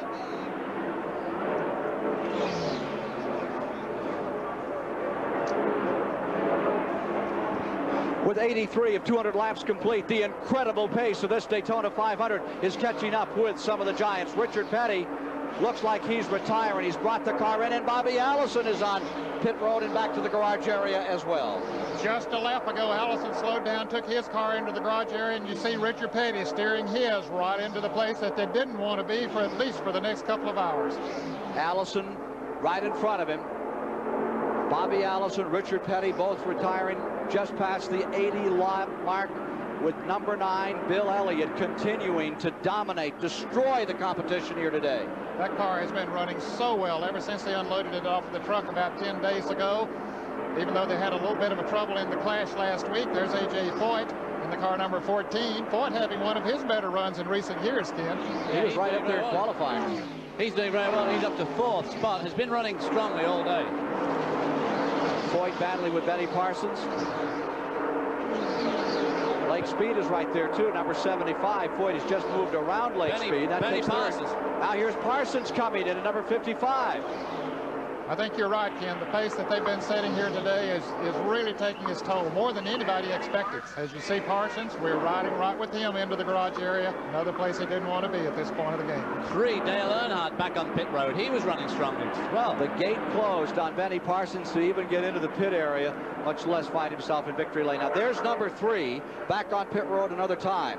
Richard Childress told me this morning that they had found the rock in the mule shoe, and they thought that number 3 was really going to get the program done. Things were amiss, and their hood is up. Meanwhile, Elliott, who came here for the first time in 1976, didn't amount to much that year, then got together with Roger Penske, bought some parts in 1977, and that began the train of events that leads him to this year, sitting on the pole, winning the 125, and perhaps becoming the 3rd driver in history to win the pole, win the qualifying race in the 500. Only 2 others. And only trouble will keep him out of victory lane today, because the car is just working so beautifully, handling well, running well on the straightaways. He's got it all going. Well, he has got it all going for him, but he's obviously setting an incredibly fast pace. By the way, we've just seen 4 or 5 of the top runners go back behind the wall, and Bill Elliott's got a long way to go yet, but he sure is looking good so far. Mike Joy is with Benny Parsons. Benny in the garage early, turning about 78, 7,900 RPM all day. What happened? Something happened to the engine, Mike. I really don't know. Felt something like maybe a piston problem. I really don't know. You got a lot of gauges here that can monitor what the car is doing when it's running right, but nothing to tell you when it's wrong. Well, no, all the gauges were okay, but the engine wouldn't. It was smoking, smelling, and felt like it was on about 4 cylinders. So who knows? Bill Elliott's well out ahead of the field. Who else would you pick to win this race today? Well, I really don't know. You know, I think I was in a group of cars that was, you know, pretty good. Neil Bunn looks pretty good. The 75 car, Lake Speed, looks like he's running pretty well. Well, there's a trio of former winners here. Benny Parsons, Bobby Allison, and Richard Petty in the garage. There's Earnhardt's number 3. Still seeking his first win of this Daytona 500. 1980 Grand National Champion after being Rookie of the Year in 1979. Dale Earnhardt retiring those blue and yellow colors, and Bill Elliott by his lonesome, all out in front, dominating the Daytona 500. And within a span of 10 laps, Ken, we saw 3 of the former Daytona 500 winners, Petty, Allison, and Parsons, go into the garage area, and then a former Grand National Champion, Dale Earnhardt, go into the garage area. I'll tell you, they're dwindling down in a hurry. Of course, there's still plenty of racing and competition out on the racetrack, but it's making it easier for Bill Elliott. Well, there's no doubt that Neil Bonnet is hanging on extremely well to Bill Elliott at this stage, but of course you don't know if Bill Elliott's slowing down a little bit. And also Ricky Rudd in another Ford is hanging in there. 89 laps are now complete. But he's the second place car, Neil Bonnet. There you see the A.J. Foyt. Another smoker down in turn 1, right behind the A.J. Foyt car. A.J. Foyt in third. Dal McCoward, who's had a smoker all day out there. He had problems right from the very beginning. Here's Chris. I'm in Dale Earnhardt's pit, and this is one of the pits that are packing up early. There's no pressure, no urgency, tidying up, coiling up hoses, putting tools back in the toolbox. It's one of those days that a pit crew and a driver want to forget. Back to you. The battle now is in third spot. A.J. Foyt and young Lake Speed in car number 75, the former world karting champion. Lake Speed in the white and blue car has been hanging right on with A.J. And then in the 5th position is Phil Parsons, younger brother of Benny Parsons. 6th position, Greg Sachs is having a good day. 7th is Harry Gant. 8th is Ricky Rudd. 9th is Buddy Baker. Going 10th is David Pearson. And Foyt is now slowing down. The Oldsmobile, the Hutchison-Pagan car, is slowing down. Number 14, 1972 Daytona winner. A.J. Foyt is falling out. Here's Mike. Mike Joy. Yeah. Richard Petty, this is no place for a 7-time winner to be. Notice you just took a headache powder. You got quite a headache today. Well, yeah, something happened to the thing. I don't know whether it's a flywheel or the clutch or transmission. Something happened in that area of the thing. They're trying to check it out, see what they come up with. Well, it's hard to run these things in and out of the pits when all you have is 4th gear. Well, if I had 4th, I had 4th the last time, went out, and then I run 3 or 4 laps, and then the whole thing come disengaged. So now they're trying to get it engaged again. Benny Parsons, Bobby Allison, A.J. Foyt, yourself, all suddenly in the garage area. All former winners of this event. You don't think it's a jinx? Ain't our day, one for sure. We'll wait and see what happens from now. Richard Petty. Closing on the halfway mark, Del McCoward's number 0 that you saw smoking on the track is coming in. We're also seeing, I think, Phil Parsons, number 66, pulling onto pit road. He's been right up there in the top 10. Yes, he had moved up into the 5th position, and he's coming down pit road, not going to the garage area. So maybe it's something that can be fixed on his car. He was a rookie last year, but he's been doing a beautiful job in one of the Johnny Hayes cars. And here comes Foyt. Maybe we ought to go out here and get us a rental car and get in this thing. We might get finished. I think it looks like he's got a... We'll be back with more. To ask yourself, have you driven a Ford lately? 90 laps, 225 miles down. They're averaging 178 miles an hour.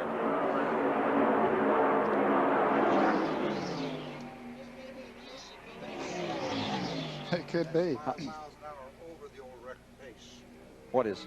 100 laps is only 173, and they're running 178 now. Oh. What's the record? Can I have an attrition? What? Is that the latest attrition? Truck, can we do attrition? How's the record going? We need attrition. How's the record going? Oh, way up, 5 miles an hour. 173, we're running 178.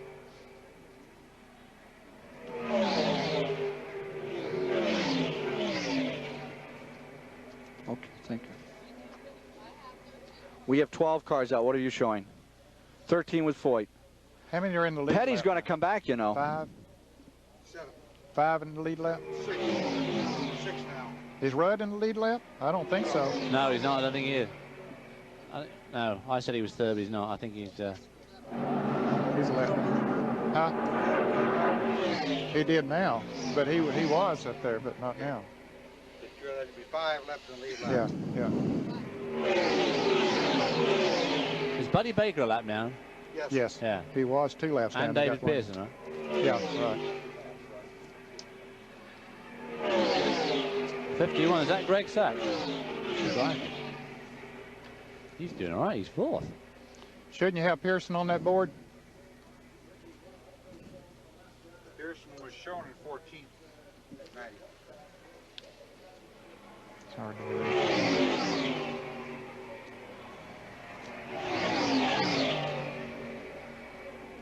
He's not pulling away from Bonnet, you know, is he? Bonnet's running good.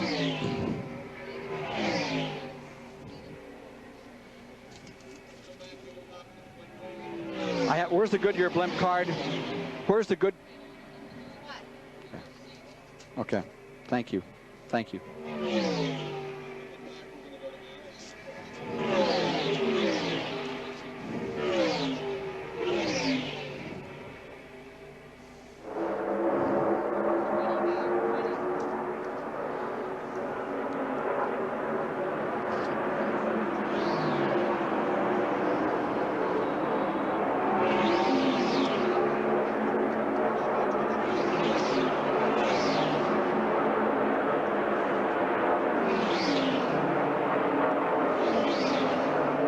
From the Goodyear Blimp Enterprise, you see the immense Daytona International Speedway, where an immense record is being created by car number 9, Bill Elliott, now running 5 miles an hour faster than the record at the 100-lap halfway jump through the race.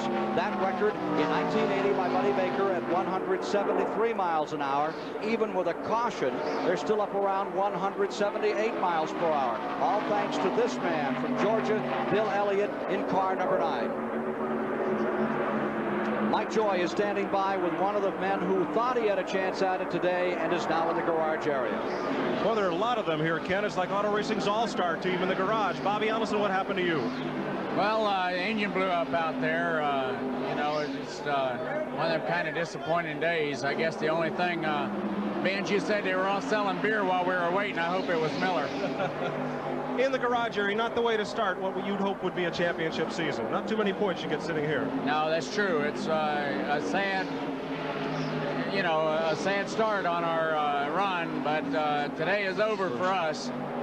You know, we have to think toward next week. A lot of those sad stories here in the garage. Down to Chris Economaki. I'm standing with Jim Gilmore, AJ Foyt's sponsor. Jim, I understand the reason out is remarkable. I've never heard of it. Exactly what was it for AJ? Chris, as near as we know, when we contacted him over the radio, the steering froze up. I've never heard of that happening before, and the car was running beautifully. He was up in 4th place. Yes, he was in 4th place and working up to 3rd, and the car was running fine. As near as we know, the steering froze. I've never heard of that happening before. Well, that's a story to tell your grandfather. They're running here close to 200 miles an hour when the steering freezes up. Back to you, Ken. Well, Chris, a story here now is Neil Bonnet. He's running about 3 seconds back from the leader. Neil Bonnet told me this morning that they had changed and gone back to their qualifying engine. They rebuilt the engine with which they qualified, and that one ran around here at a pretty good clip, and they were going to go for it. He said, we're going to reload the gun one more time and put in a lot of powder. Well, he qualified 3rd fastest overall. He was just behind Bill Elliott and Cale Yarborough, qualifying at over 202 miles an hour, and so that did prove that he had a good, strong engine, and he's making it work here today.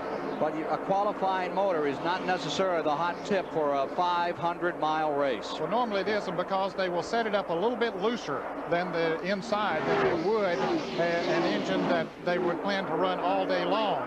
But apparently the heads on that car were working well. That helps to produce horsepower, so they try to put it all back together, tighten the engine up a little bit, and hope she'll live for 500 miles. There you see the Neil Bonnet Chevrolet, number 12, running in that 2nd position. And in a holding pattern right now, staying just about 3 seconds down as we come to the halfway mark in the 1985 Daytona 500-miler. Well, Bonnet's car certainly looked very stable going through turns 1 and 2 there, only using up about half the road width. So he's probably in good shape from his handling. And here's Pearson in car number 21 having problems. A former Daytona 500 winner, another of them. Smoke coming up from that Haas engine car. So Pearson, it looks like it's going to be all for him today. All the gentlemen who have been champions here before. Is this the year the dike breaks, the dam finally crumbles, and we have some new faces? It's been the Pearsons, the Yarboroughs, the Allisons, the Pettys to win this time after time. But this young man out in front, Bill Elliott, looks like he could score heavily today, and right behind him, Neil Bonnet, who's as good as you can get. I believe every one of the former champions of the Daytona 500 are already out of it now, Ken. We'll check our records here just to be sure, but it's amazing. Now consider this. Harry Gant in the Hal Needham. Harry Gant in the Hal Needham Burt Reynolds car finds himself up in third. Lake Speed into fourth. Greg Sachs is in fifth. What a run by Greg Sachs today. Ricky Rudd is in sixth. Darrell Waltrip seventh. I wonder if being a new father has some effect on Darrell Waltrip. He won't be a new father, and this is interesting. I was talking to Stevie this morning. I said, when is the baby coming? She said, Rockingham in the fall. Oh. Shaky got a little going down into turn number one. They're right up on the wall in the triangle. Well, the attrition here has been tremendous today. Not for this man, though. He just continues just to hold it all together. And you can see when he goes into the turns, he drives the car exactly where he wants to go. There's a look at the cars that are out of the race, Ken. It started with Ron Bouchard with an electrical problem. Kyle Petty had an engine problem. Cale Yarborough an engine problem. Of course, this is all unofficial as far as these reasons out of the race. We saw Richmond went out with the crash, and Bobby Allison said he had an engine problem. Richard Petty might be coming back as they work on that car. And Earnhardt and Ford, of course, out of it now. But can you believe one of these homegrown cars? This number 9 is about as far away from the Ford factory people as a car can be, and not just geographically between Michigan and Georgia.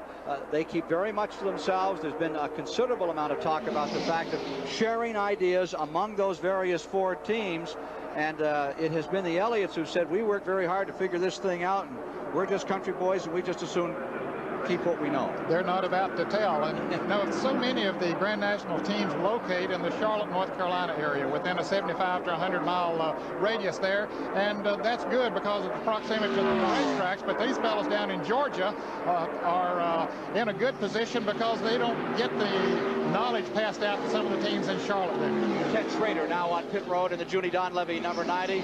Let's join another of the great giants of racing with Mike Joy. Well, suddenly just about all the former winners here are on pit road. David, what happened? Well, they must have burned a piston or something because they started slowing up quite a bit, and all at once the smoke come out of it, so I'm sure it burned a piston. These things don't get much warning when they let go, do they? No, they don't. But it run real good, you know. I was happy with the way it was running, and I could go to the front, I feel like, except the forwards, you know. And but I was just hoping that they wouldn't finish, and maybe I would, but it right opposite on that. You've raced with most everybody out there today. Besides Bill Elliott, the odds-on favorite, who do you think has the best shot? You know, I don't really know. Of course, most of the time I was running, you know, behind Bill Elliott and Cale there. I was running third most of the time until we pitted. And but as far as the rest of them, I don't really know. They are all running, you know, fairly decent. For David Pearson, the warranty on this motor expired just about an hour too early. Back to Ken Squire. He knows heartbreak before, back in 1970 when Pete Hamilton defeated him right at the finish of the race, and of course back in '67 when he had it won, and then Mario Andretti came on to win when he had motor trouble late in the race. More from Daytona in a moment.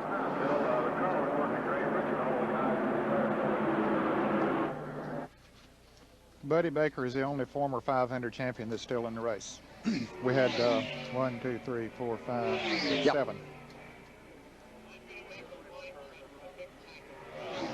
Yeah. There's a lot of action in that pack. Lake Speed, Greg Sachs, Buddy Baker, they're all in stay there on Sachs.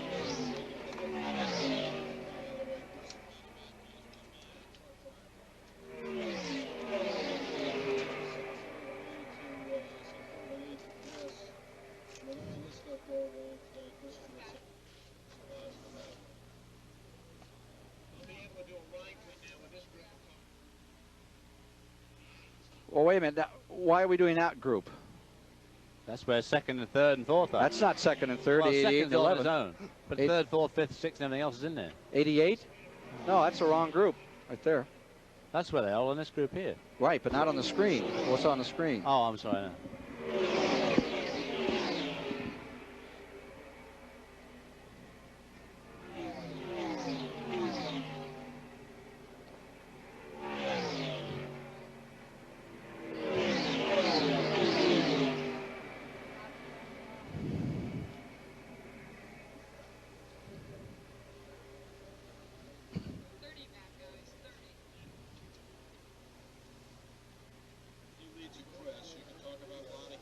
Okay, I need a little time first.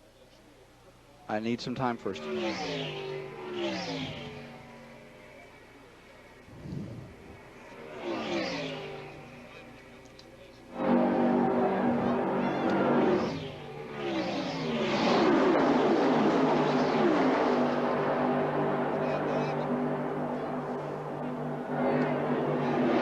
Strangeness settles over the Daytona Speedway.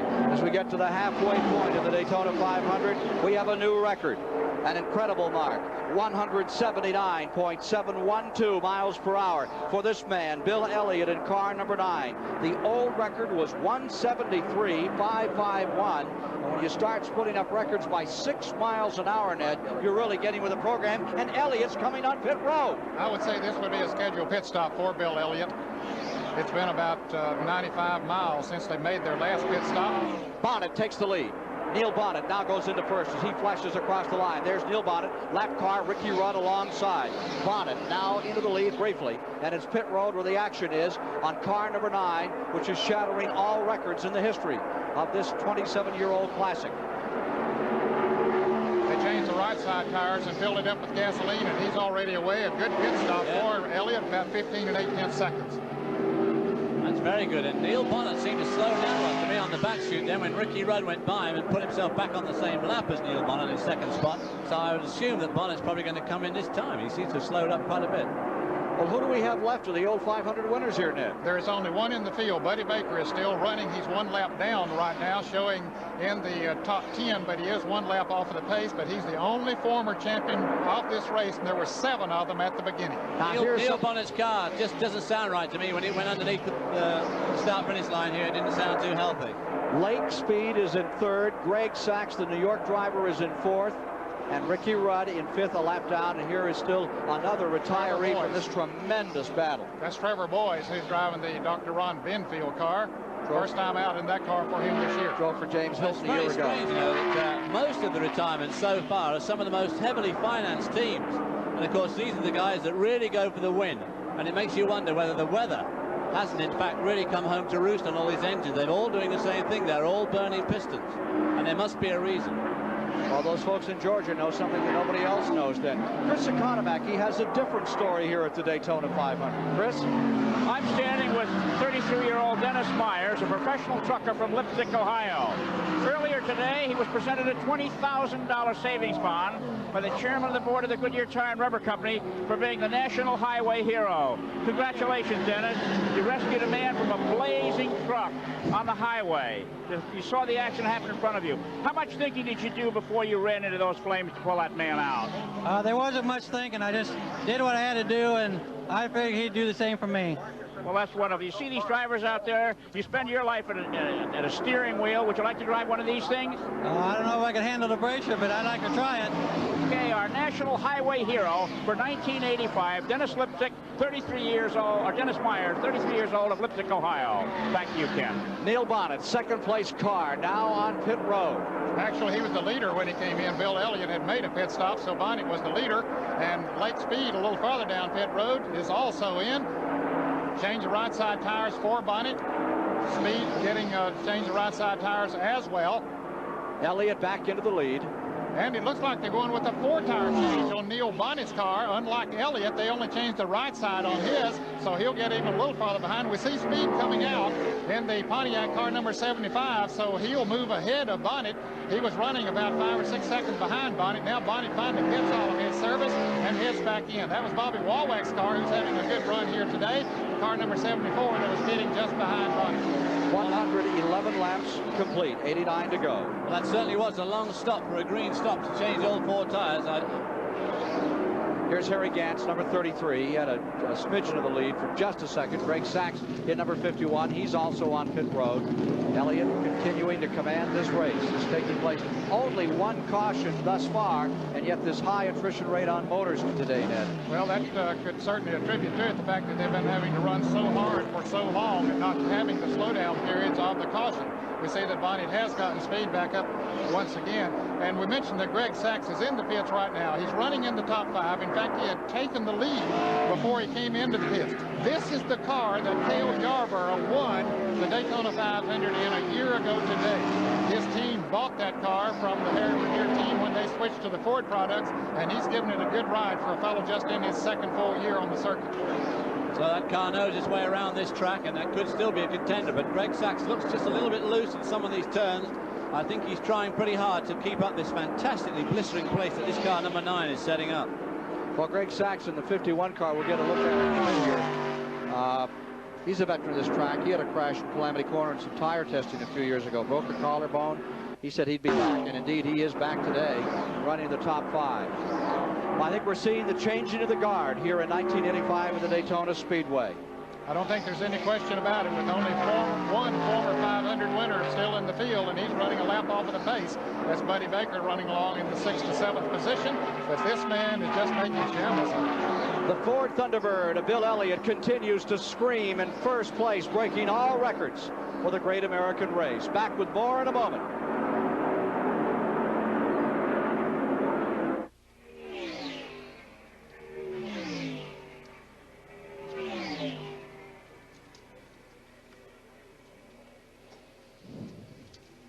Down. Who's second? Harry Gant.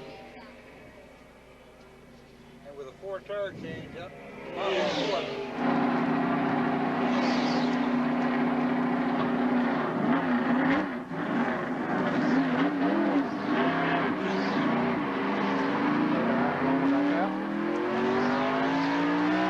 Walker coming in. Scheduled start for all of these guys. Is Arrington still in the race? I mean the Arrington, but yeah.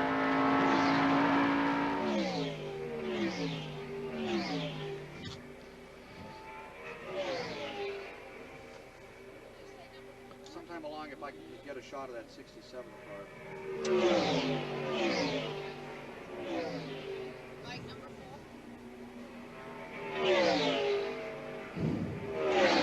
Yeah. You got him right there. Yeah, he's on the... Yeah, he is. Yeah. No, he made pit stop. He pit stopped. 9. After all the pit stops, 9's back up front. 33 and 75. Yeah, is that right? Right. Yeah. Yep. I don't know how far. No. 75, I think, third.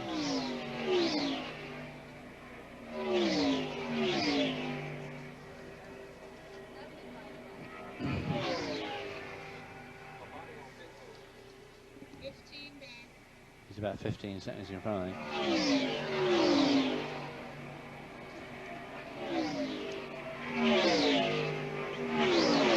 16 seconds. It was 15. That was 45 seconds. 116 laps now complete. 84 remain to be run in the 1985 Daytona 500 as Bill Elliott in car number 9 just runs everybody into the ground. Car after car that has been a formidable opponent in years past has already gone back to the garage area, and here you see the red number 9 trapped for a moment in lap tires, but not for long. The second place car is number 33. His best finish previously has been 6th in this event, Harry Gant, who came on so strong at the end of 1984. Now the third place car is number 75, the Raymock Racing Team crew. Lake Speed at number 75 maintains 3rd. Neil Bonnet 4th, Greg Sachs 5th. A lap down, Ricky Rudd is in the 6th position.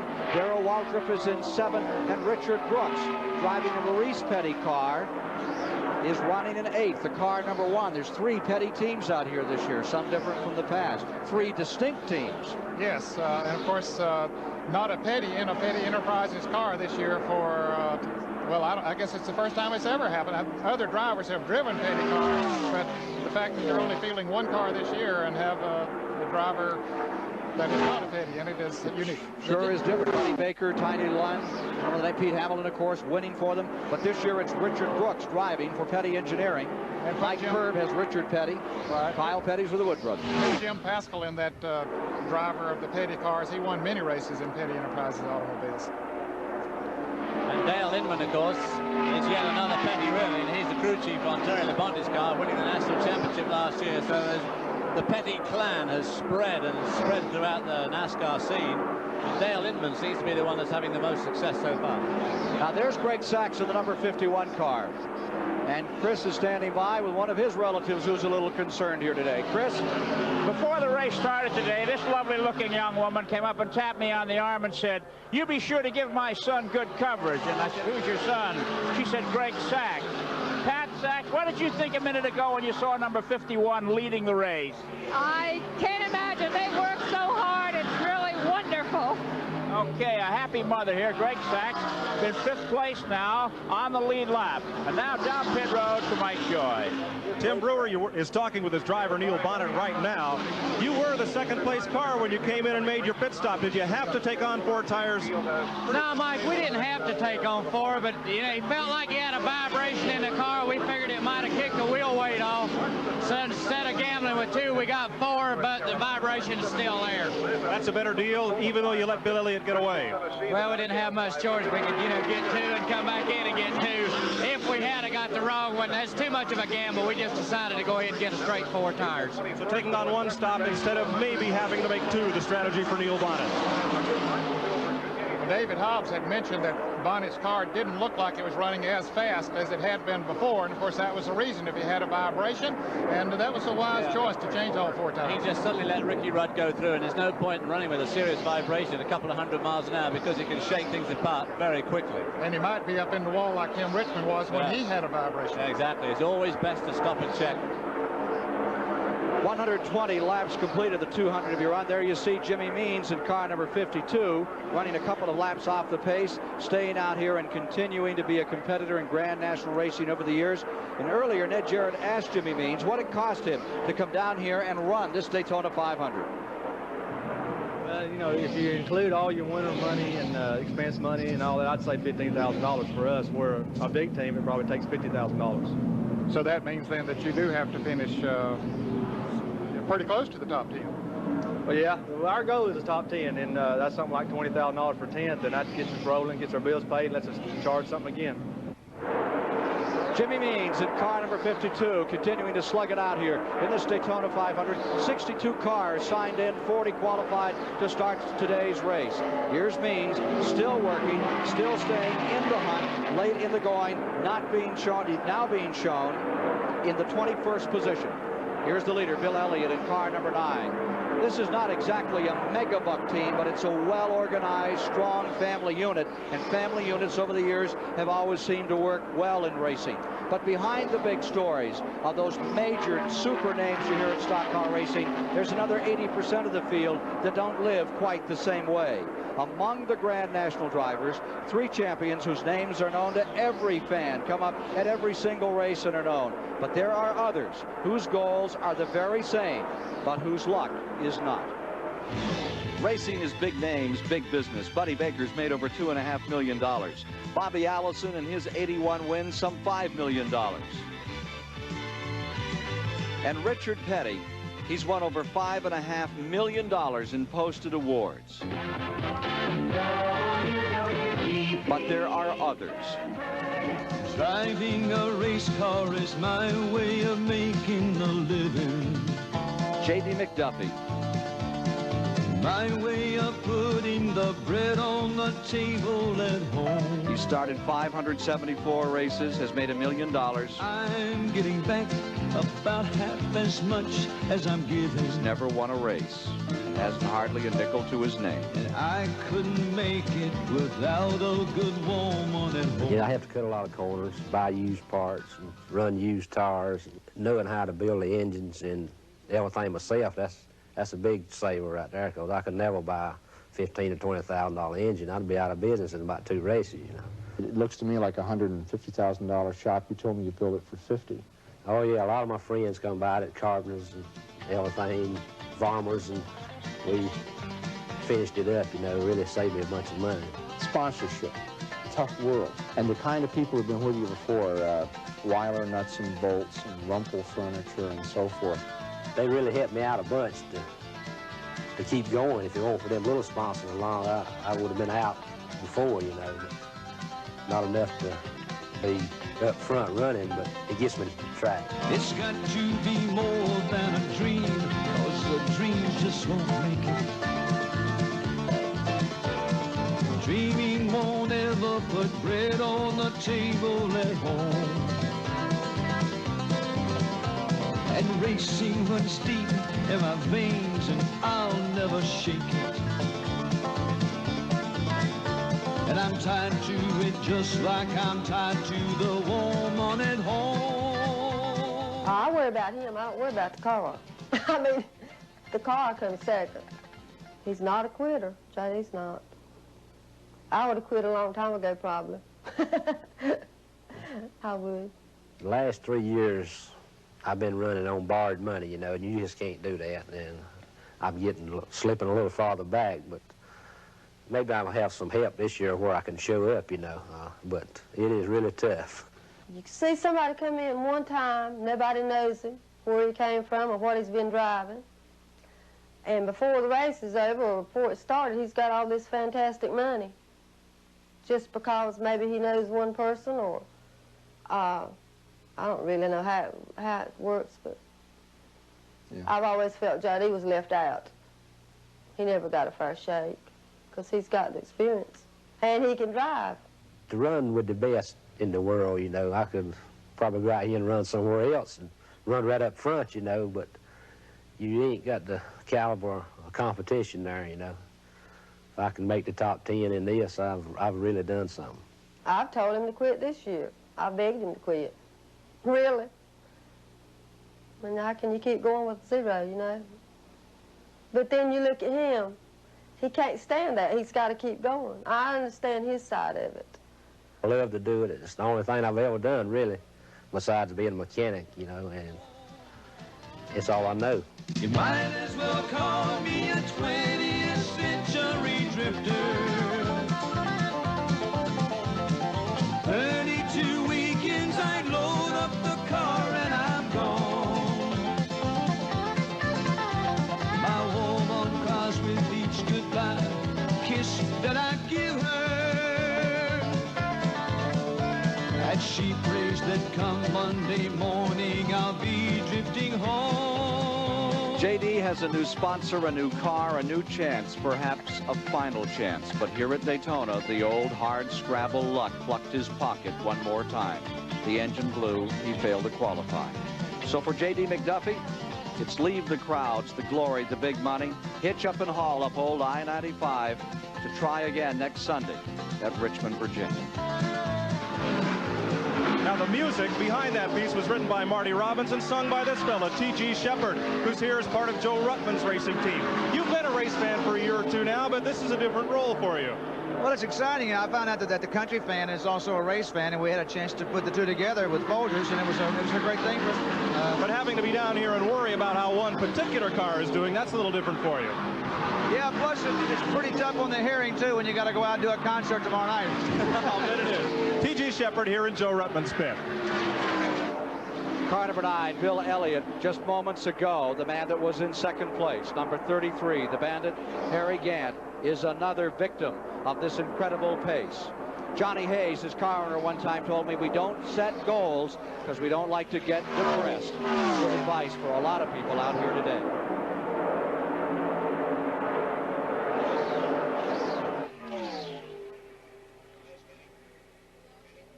Yeah. What? Yep. Yep. 75 is now second. Yep. Lake Speed is 7. How many seconds back is he? He's about 23 seconds behind. 75. 75, yeah. White and blue. That's following it. Darrell, yeah. Who's yeah. You got him. And third is Neil Bonnet. Neil Bonnet is third, and Greg Sachs is fourth. Okay. And Bill Elliott's about 2 seconds behind Greg Sachs, about to put a lap on fourth spot. So, what position is Bodine, please? 11. Thank you. Yep, okay.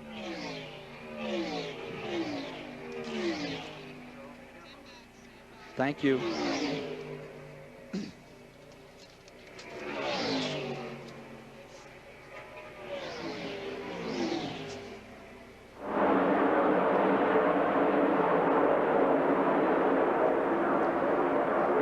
Records are being created today in the 27th running of the Daytona 500 by car number 9 and its driver, Bill Elliott.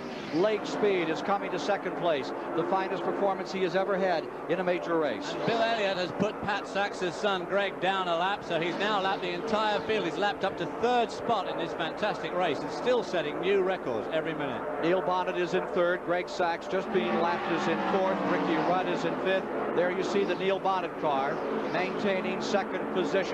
The question is, how long can that car number 9 maintain this incredible record-breaking race? And he is running at an exceptionally fast speed, but the car is working so well for him. I don't think he's punishing it that much. Let's put Lake Speed in the second position and Neil Bonnet in third position. Those three cars are only ones in the lead lap. And right now, David, he has, what, about a 26-second lead over Lake Speed? Over Lake Speed. And again, with Harry Gant's retirement, it's another one of the really high buck teams that's bitten the dust. And it seems incredible, these very highly sponsored teams are the ones that are passing the wayside. Mike Joy is with Harry Gant. These engines are exploding like popcorn. Any chance of what the reason is? Well, it seems like everybody's burning pistons. In our practice sessions, the laps that you are able to run a car wide open when you're trying new tires, when you would, it would burn a piston. And all day today, I hadn't been able to really run wide open until I got in the open and I got a good set of tires there. And so when I ran wide open for, those 8 or 10, 12 laps, it burnt the piston again. You looked then like you were just riding. Yeah, everything was working good. A lot of cars have a lot of trouble, and I just wanted to stay in for the finish. It didn't really matter where I was running at this point. I was surprised, with that high on the board. And I think, well, all I got to do is catch on with Darrell and 75 car and sort of take it easy. And just as they caught me, I moved over. I want to be the rear car. It seemed like it works a little better at the back until they come down to the end. And they were lapped down anyway, so except for the 75. So it just burnt the piston. Harry Gant. Again, I think David Hobbs hit the nail on the head at the top of the show when he said the difference in the temperature today is the way that they set those cars up, 45 to 55 degree temperatures earlier. These cars are so sensitive to difference in barometer, air temperature, pressures of various sorts in the air, and when you come out here and run at these speeds, David, today that they're running, that's what's doing burning the pistons. Well, I'm sure it is, and of course, the higher the buck the team, the more trick the chief mechanic always has to be to get an advantage over his rivals. And I think these are the guys that are probably more likely to trick themselves out of a place than the low buck guys who just don't worry about it. They can't do anything about it. There you see the leader. There you see second place. That is the number 12 car. Well, that's the car third number place. 1 of Dick Brooks. And the number 1 car with it, the Neil Bonnet car, running in third with the Richard Brooks car. And the Lake Speed car, number 75, is maintaining second. And we're inside Jeff Bodine's car for a moment. Bodine is maintaining at this time. Jeff Bodine is being shown in the 13th position, a couple of laps off the leaders. And he's running right behind Rusty Wallace there. That would be for position if he's able to move around him. Wallace, the 1984 Rookie of the Year on the Grand National Circuit. I don't know what's up with Jeff Bodine. He ran so strongly yesterday. He ran very well in the 125-mile race on Thursday. But they've obviously just got some problem that's keeping them off the pace today. Right from the very beginning. Yeah, just never was in it. It's very disappointing for him. There he is, still tucked right in behind Rusty Wallace, and that is a battle for 12th position. They're actually fighting for a spot out there here in this $1 million payoff. It still is. Records to be made for Bill Elliott, with Lake Speed, the big surprise, in second, Neil Bonnet in third.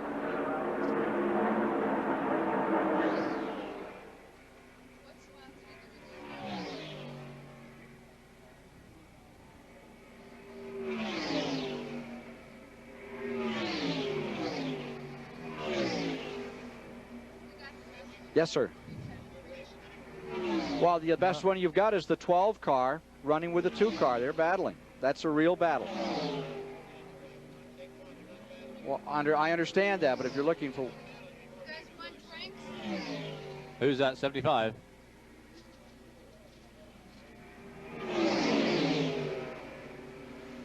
Huh. That's depressing. He's pulling away. Would you put the old marks in there for me? Just write the new ones. No, I mean put the new ones in. Just so they're in one place at one time.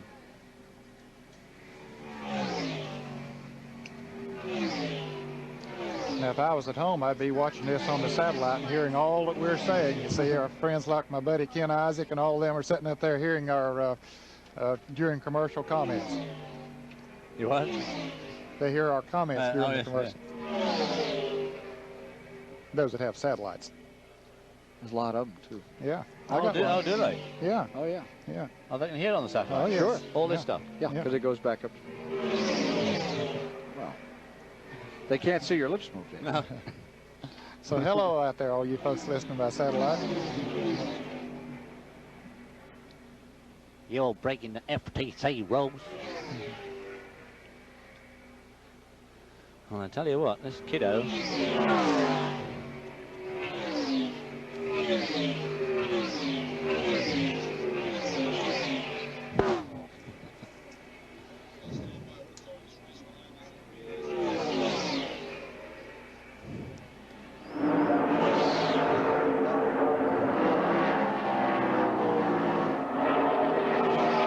140 laps to be completed this time by Bill Elliott. Just 60 to go. Records every lap he turns out here. The marks are at 50, 100, and 150 as they're kept at the Daytona Speedway. We've already seen the 50 and 100 broken, and by remarkable numbers, and the 150 lap mark. 1980 was a 174.014. That one stands very much in doubt right now. Looks like he's going to crack through that unless there's a caution immediately. Well, Bill Elliott has slowed down. He's very kindly lifted off the pace, and he's only going about 192. But he seems to be pulling away from Lake Speed in second spot, who's dicing furiously with Darrell Waltrip, who is at least one lap down. And he's pulling away from Lake Speed, even at his new reduced speed, at about a second a lap. Just about a second a lap, and he's on his own, no draft to help him. Lake Speed is trying to get more speed out of Darrell Waltrip to help him along. And there we see Lake Speed and Darrell Waltrip just in front of him.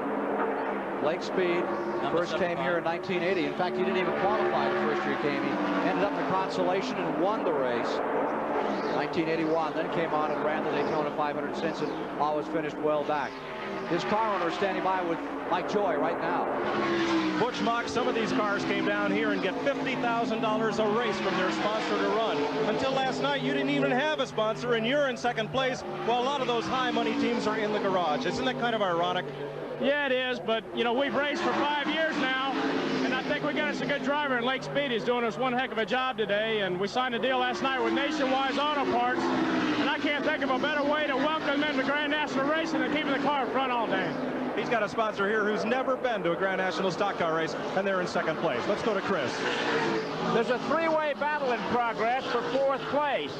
Three cars are fighting one another. The scoreboard shows Greg Sachs in car number 51 is fourth.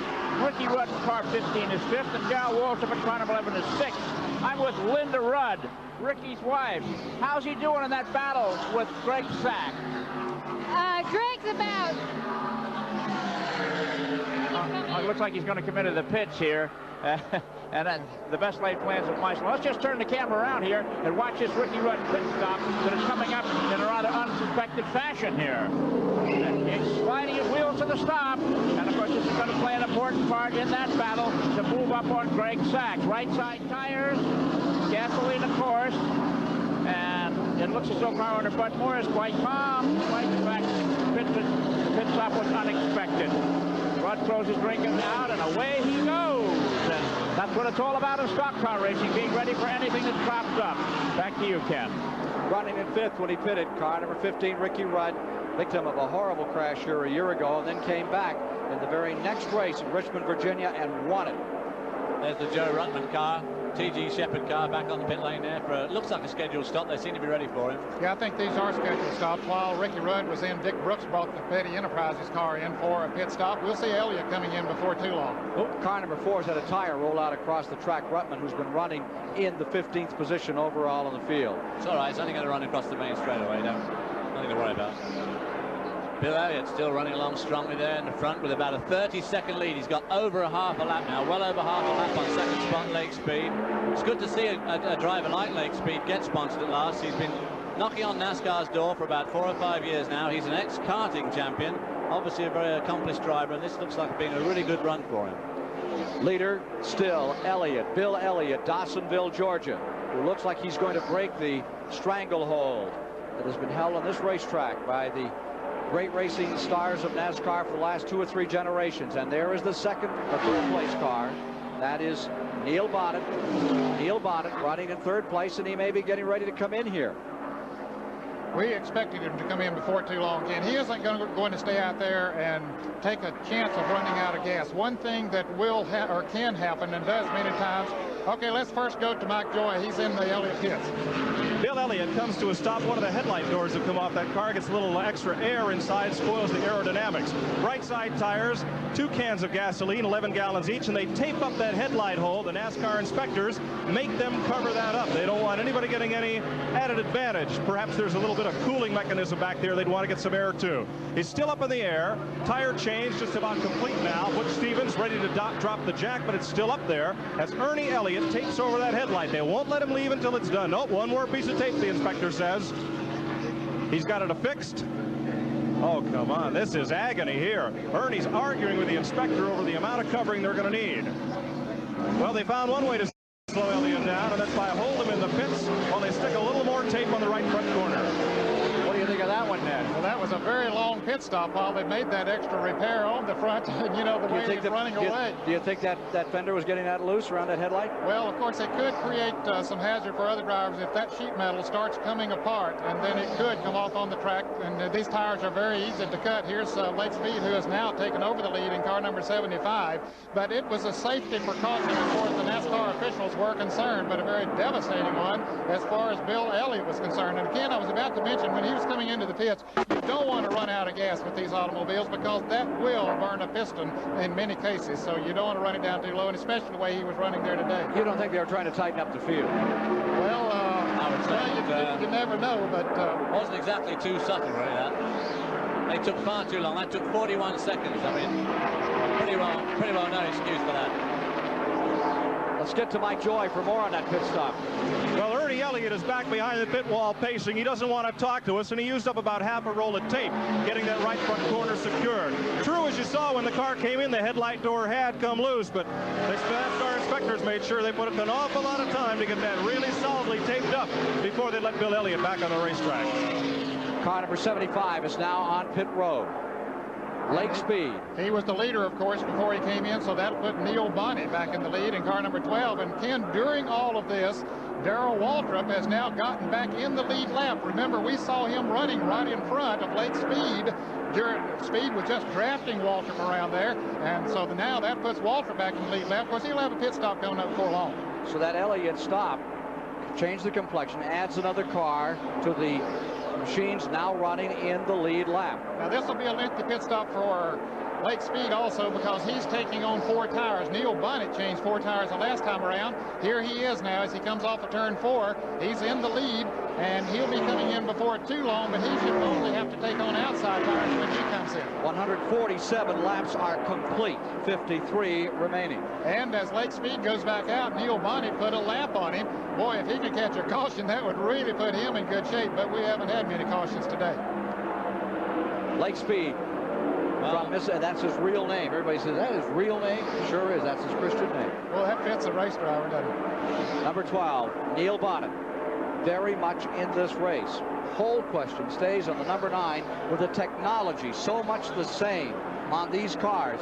Elliott in number 9 comes up with a couple of brothers and a dad who has a sincere interest in racing, and he out-engineers everyone. I think that's the incredible story here today. Oh, there's no question about it. And I'll tell you, there's a guy by the name of Ralph Moody that was so prominent in this sport for so many years ago. He was a sort of a right-arm engineering guy for Ford when they were in racing, when they had the full factory teams. And his philosophy was always keep the race car as simple as possible, keep it as stock as you possibly can, make the wheels track and not offset and do a lot of things that others try to do, and you'll get the most out of it. That's the philosophy that the Elliott's try to use, and boy, it pays off for them. So as matters stand, Neil Bonnet for the moment has the lead. Greg Sachs finds himself in second, and Bill Elliott is looking up from under in 3rd place for the first time today. Has Bonnet stopped? Has he stopped yet? No. No, he's been going a little farther than most of them. If he goes another... No, he'd never do. He wouldn't go to the end, would he? They won't go to the end. Of course, now I said Bonnet put a lap on speed. He hasn't got a lap on 9. He hasn't got a lap on 9, has he? No. Sir?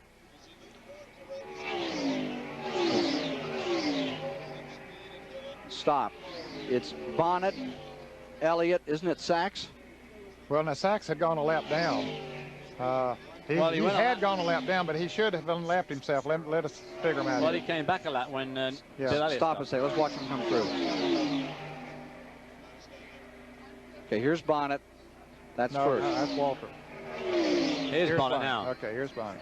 That's Bonnet right there at the line. Now, he's a lap down. And Elliott is a lap down to Bonnet, right? No, I don't think so. I don't think so. Lead lap. 12:51.9 and 11 at 150. We've just gone by the mark. 12:51.9 and 11. I think you have 51 on pit road. I think 9's in second place. He is now. Definitely. He'll be in second place. He comes to the line. Yeah. He just came by the line. Okay. He's 20 seconds behind Neil Bonnet, number 9. Right. And he's in second spot. Now, is he in the lead lap? Yes. Oh, yeah. Okay. Yeah. So it's 12, 9, 11. And I can explain why. And what about 75? He's a lap down as the leader. How did he get a lap down? Oh, he had a long stop. It's now 12, 9, 11, folks. 75, I think. Yeah. 75 is next.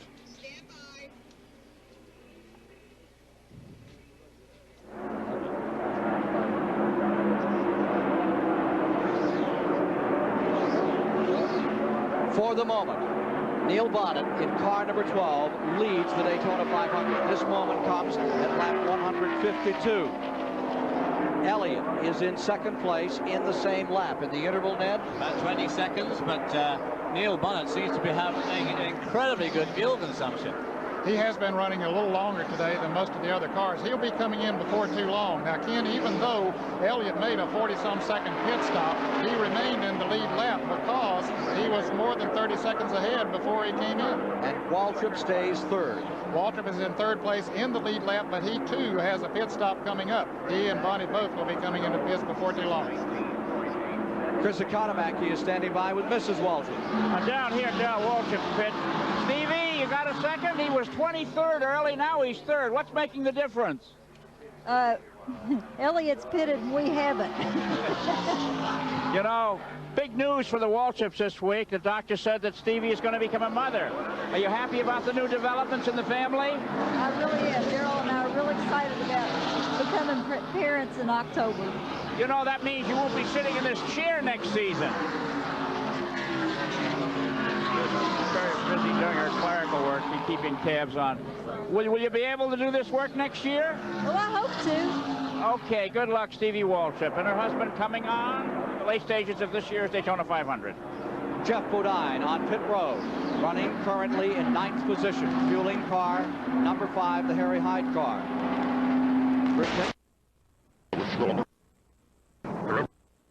Left side tires on that car, Ken, while they fill it up with gasoline as Neil Bonnet continues to circle the track. I can't understand. I just can't believe the fuel consumption he's getting out of that compared to Bill Elliott. It looks like he's coming in this lap. Well, David, he has been running about 4 or 5 laps farther each time, and so as that goes on, you know, that builds up. He is coming into the pits right now. And the 10th place car, Rusty Wallace, has just pitted as well. Wallace has come on pit road.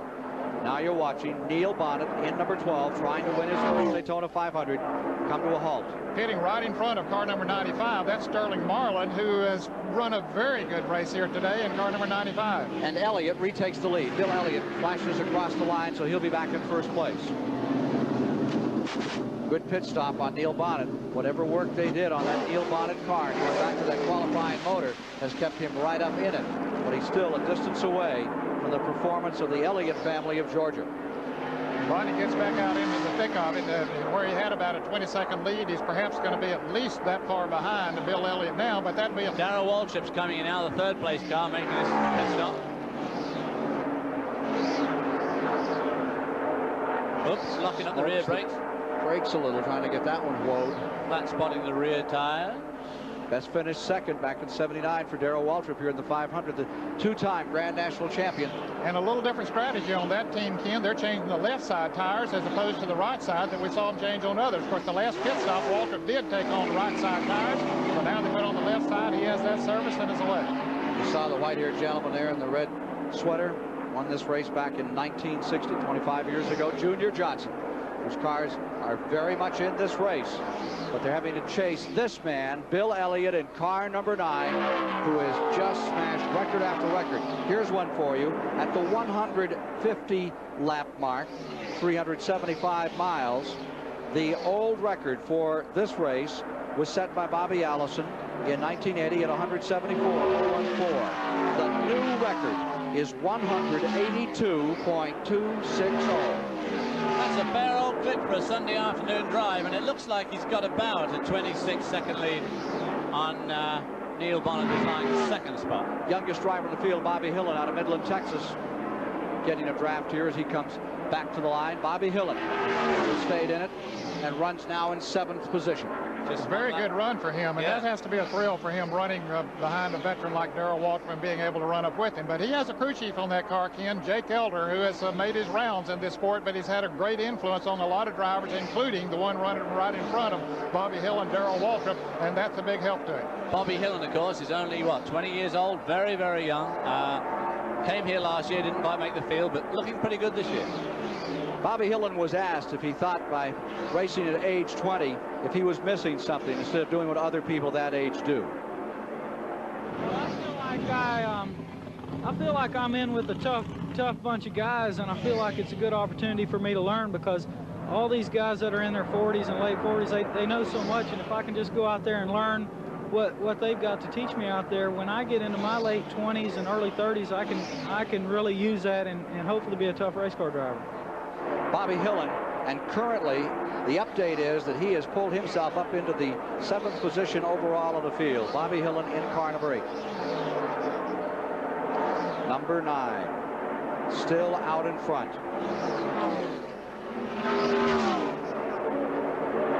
The question perhaps is fuel consumption here. The Elliots may know something others don't. Let's go to Chris Economaki. Well, down here in Darrell Waltrip's pit, he stopped with 46 laps, but 44 laps to go. The car can only get 40 laps out of one tank full. That's 4 laps short of going to the end. It's going to be a tough break for Darrell Waltrip to have to stop in those closing laps and get that splash of gas. 100 miles is about all most of these cars can get on a tank full of fuel. Some, however, get 1 or 2 laps more, but not number 11. Back to you, Ken. All right, Chris, here is number 9. Elliott coming around with 100 miles to go, and he crosses the line this time. There's the second place car, Neil Bonnet, his Chevrolet trailing that Ford. And there should be number 75 running in 3rd, Lake Speed, who has never finished this race. Every time he's come, he's had mechanical failure, an accident in '82, an engine failure in '83. Push rod went out last year on it. But right now, he's in there looking for a good finish, maintaining 3rd. And here's the Chrysler product of Morgan Shepherd in the pits with the hood up on it. The only Chrysler product in the field. He's driving the car that the fans have been accustomed to seeing Buddy Arrington at the wheel for so many years, but Arrington now just wants to be a car owner. Old Petty car, that one, and Morgan was really having trouble adjusting to that car. A lot of pushing it for the way he's used to driving in the Fords and Chevys. He says he's really impressed with the engine on it. Caution is coming out. Caution is coming out. Car up in turn number 4, just resting on the bottom of the track, trying to bring himself in. Dave Marcus. Now then, I wonder if this is a ruse to get Neil Bonnet to put some gas in now, because with 39 laps to go, he could probably just make it to the end, and I don't think that Bill Elliott can do it in 39 laps. Depending on how many caution laps we would run here, David, of course, they don't use nearly as much fuel during a caution lap as they do. Apparently, the car number 71 ran out of gas. We saw him slow down on the backstretch a little bit ago, and Dave Marcus apparently tried to stretch it a little too far. And Dave had gotten himself up in the top 10, was running a good race here today. He's another of the top independents. He's still running. I can't believe they brought the caution out for him. There must be something else on the racetrack, or else they are trying to bunch up the field. Dave Marcus, one of the hardened veterans of Grand National Racing. You saw him begin to have trouble on the back straightaway. There's Terry Labonte's car back in another time. Well, it's behind the wall now, I think, that car. They've really got fed up with it this time, pushed it behind the wall again. Dave Marcus's best finish here at Daytona, a pair of 6th-place efforts in 75, back when he drove for Harry Hyde. Jeff Bodine has him this year, and 78 for the Australian team. And all the leaders are on pit road. Number 9 is in. Elliott coming in. Here's Waltrip making his way onto pit road. Richard Brooks in the number 1, who's running in 7th place. Here's Mike Joy. Neil Bonnet brings his car in, has to thread the needle between 2 pits, almost gets a piece of Sterling Marlin. And again, they'll put right side tires on the car. They should be able to go the distance on fuel this time. A wipe of the windshield and right tires, and Bonnet will be back out. Let's go down to Chris. Okay, I'm at Darrell Waltrip's pit. Now, this will be the last stop for this car, unless it's the yellow flag. 97.5 miles remain. They changed the outside tires. They're rolling the inside tires in. Okay, down to you, Mike Joy. There'll be a 4-tire change for Neil Bonnet, taking advantage of the caution flag and make sure that he's got 4 fresh sneakers to go the distance. This is the fastest potential combination of tires they can put on the car. 4 fresh ones to run the distance. Bill Elliott out already, and they all can make it home from here. Yeah, I think they can. As David said earlier, it'll be very close as far as Elliott is concerned. But if they run a couple or 3 laps here under caution, David, not burning much fuel, I think he can go the rest of the way. But I wouldn't think they would have many laps under the caution, would you? Dave Marcus's car has been pushed in by a truck. 2nd caution of the day. Let's go to Chris Economaki. Talk about luck. When that yellow flag came out, Darrell Waltrip had a flat tire. Had it not been yellow, he would have had to stop and change this under green, and it certainly would have cost him a shot at victory. So he got the bad brakes at the top of the race and the lucky brakes in the closing lap. Back to you, Ken. So we're getting ready to resume the 1985 Daytona 500 with less than 100 miles to go. Stand by for the finish live.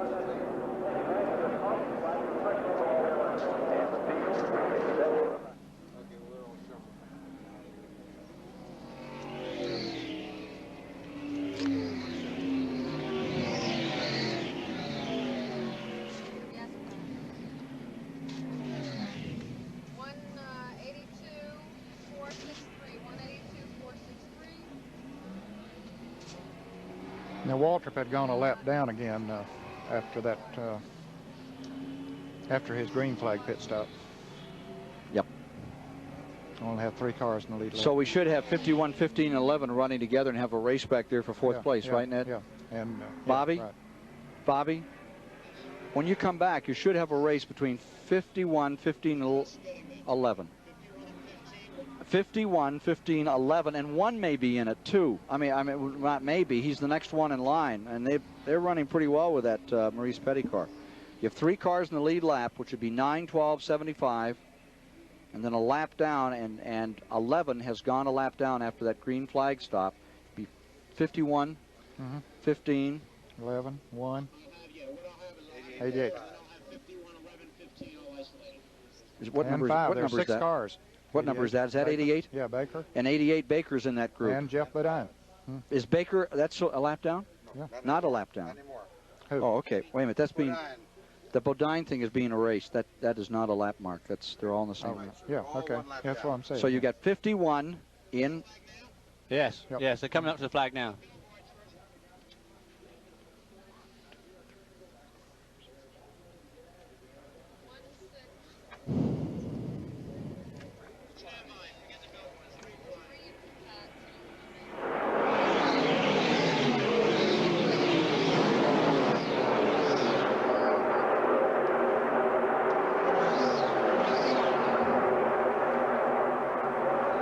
At lap 164, the green flag has just been unfurled another time over Bill Elliott, leading the 1985 Daytona 500. Youngest driver in the field, Bobby Hillen, car number 8, is on pit road, having problem back with the leaders. The 2nd place car now is Neil Bonnet, 3rd is Lake Speed, and dropping a lap back is Darrell Waltrip. When he made that green flag pit stop, that put him a lap back. And Ken, this is the first time today that Neil Bonnet has seen Bill Elliott as far as being close to him. He's been running back in the pack all day long. Let's see if he can run with him in the draft. There you see Elliott first, Neil Bonnet right with him. They both have gone back to qualifying motors, the ones that usually run just about 10 miles and say good night. Here they are. They've rebuilt them. The number 9 car was the same motor that went 205 plus miles an hour in qualifying. the number 12 car in the motor that ran well over 200 miles an hour in qualifying, rebuilt for today's performance. And here they are in the back straightaway, and Bonnet wants to take a shot at first place. Well, he does. I don't know if he's testing it out for a later move, but he's got help from his teammate, Darrell Waltrip, and they just blew by. First time since Cale Yarborough passed him early in the race, he's been passed. Waltrip makes up his lap. Waltrip now goes back into that. No, he was a lap down. Bonnet's the leader of the race now, so that still leaves him a lap down. Behind to Neil Bonnet. Right. But here comes Elliott right back around Waltrip. We're going to have some fun here. Do you think that Bonnet will let his teammate make up the lap out here? No. I doubt it very much. Absolutely not. He got by the 9, but he has to get by the 12. Waltrip, with a little bit of assistance, now runs out of it. 166 complete. Won't get much assistance from Neil Bonnet. He is determined to win this race. Well, Neil Bonnet and Terry Labonte were the only two guys to put up a really big fight on Thursday in the 125-mile qualifying heat. And Bonnet and Labonte have always been the two dark horses in this race. And of course, poor old Terry Labonte was sidelined some time ago. Back to the line they come to complete the 167th of 200 laps. Number 12. Neil Bonnet there, Bill Elliott in the second position. Well, I don't know. I would assume that Bill Elliott would follow Neil Bonnet here to try and save his fuel, because he is a little bit more marginal on fuel than Neil Bonnet. And of course, he can always take that lead on the last lap, as we've seen done twice before. Remember that Lake Speed, number 75, look at the boy. 75 is in third. Lake Speed is running in third in the lead lap. Junior Johnson. Boy, he's excited. Collected as ever. There you see Ricky Rudd mixing it up. There's a good battle going on for fourth among 5-6 automobiles. Neil Bonnet trying to shake that draft. Looks like he's trying to shake him off out of the draft, but some fat chance of that. Yeah, I don't think there's any chance of that. 169 laps complete, this time by. Here's Chris. Okay, I'm down here with Junior Johnson. Junior, looks like your boys are trying to double team Bill Elliott there. I don't think they're going to do much with that. It would seem like when he gets ready to go, the way his car handles through the corners, he just goes. Neil seems to can run with him when he's got cold tires on, but when his tires gets hot, he seems to get away from him. Waltrip's come alive in the last 100 miles. What's happened there? Well, to start with, his chassis was off, and like I said, when we finally got it adjusted, he's in pretty good shape now, but he got a lap down waiting to get it adjusted. Okay, there's the words of Junior Johnson, the owner of cars number 11 and 12, driven by Darrell Waltrip and Neil Bonnet. Ricky Rudd is now fourth, the white and red number 15, the Bud Moore Ford. There are the leaders, Bonnet, number 12, Elliott, number 9. One lap down, running for fourth. There you see Ricky Rudd, followed by Darrell Waltrip and Greg Sachs, very much in it. Waltrip on the inside makes a move on Ricky Rudd going to turn 3. And Greg Sachs nestles right down in there and tries to come through as well. Last year, Ken, Junior Johnson's cars finished 3rd and 5th in this race. Waltrip with 3rd, and Neil Bonnet was in 5th place, and he has 2 of them running in the top 5 now. One leading the race, and now Waltrip has moved into the 4th position. 30 laps to go. Bonnet still first, Elliott in second. 3rd spot, Lake Speed in the 75, a Raymock car. Let's check in on Jeff Bodine. Still out here and try. 10th position now on Jeff Bodine, number 5. And even the leaders are spattered. Vision begins to go away at this time in the race. Yes, it does. Those windshields really get pitted, and the sun beaming in on them. It gets a little tough to see. Your eye seems to adjust to it. Let me correct myself. Neil Bonnet finished 4th in that race last year behind Darrell Waltrip. 17 cars are reported out from the 40 that started. 17 out. Bonnet and Elliott squaring off to decide the Daytona 500.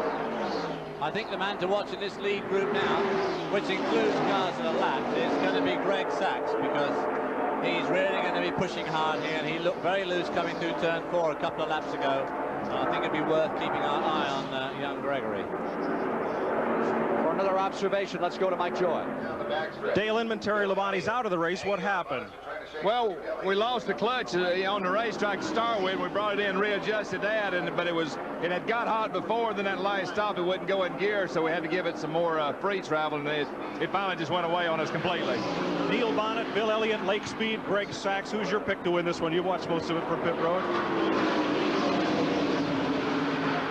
Well, I think Elliott will still pull the thing on, but I know Neil Bonnet's an awful determined young man, so who knows? He might just have enough to get by him the last lap. But Bill's been awful strong all day, and I think it'll be between those two. Well, that's the crew chief that's been to victory lane more than anybody else. Back to Ken. Car number 1 seems to be slowing down. Car number 1 may be bringing out a caution in turn number 2. That is the Maurice Petty car. Ford, tire down for Richard Brooks. Now this is where Darrell Waltrip will want to try and lead across the line to get. Here they are racing back to the line out of turn number 4. And I don't think he has a place to go. And the caution is out, and Waltrip can't pass Elliott nor Bonnet, so he'll stay one lap down. There you see the tire off from. Amazing, that thing just sitting there, Ken. And I guess that came off of the car number 1. Must be real sticky. Yeah. Talking about sticking to the turns, it's really doing that. So Bonnet stays first. Elliott stays second. Third caution of the day. 17 of 40 have retired from the event. Here's Richard Brooks pulling onto pit road. Third caution of the afternoon. Minus 1 wheel. Strategy here.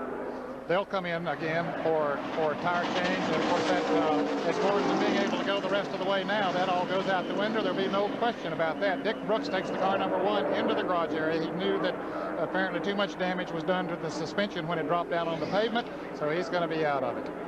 Richard Brooks, first Grand National race he ever saw was the 1969 Daytona 500, and he watched it from behind the wheel of a Plymouth car. Finished 32nd that year. His best finish, 1973 at Cotton Owens Dodge. Next to last race for the Cotton Owens Dodge. Let's go to Mike Joy quickly. Bill Elliott is on pit road. His crew chief Ernie was concerned they might not have enough gas to go the distance. No more concern now. They can easily run the route if they get a full tank of gas here under caution. Again, it's right side tires, a cleaning of the grill. In fact, Butch Stevens hauls that jack around on the left side of the car, and they'll take on 4 fresh tires. Down to Chris Economaki. All right, Darrell Waltrip is taking on 4 new tires. He got fresh tires not 5 minutes ago. This is called in racing parlance rebuilding the car for that stretch drive to the finish. All fresh, clean windshield, and away goes Darrell Waltrip.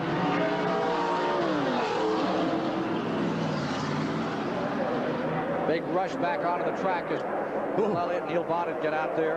Darrell Waltrip. Neil Bonnet carving up his teammate as they leave the as they leave pit lane there. I'll tell you, they race every ounce of the way, whether it's on pit road or out on the racetrack. 175 laps complete next time by, and there will be 25 to go. Well, this should make it a real tremendous NASCAR down to the wire finish. All got new rubber. They've all got top. No one's going to run out of gas. This is going to be a tremendous finish. Again, I'm sure that the fans, they saw all the drivers come in not too long ago and took on new tires. Why would they come back in again this quickly? Well, the cool, fresh tires will run faster. When one driver comes in and changes those tires, the others have to if they're going to expect to stay in the draft and have a shot at it. Car number 51, Greg Sachs, did not come in. He's back in the lead lap. We'll be back with more live flag-to-flag coverage of the 27th annual Daytona 500 after these words from your local station.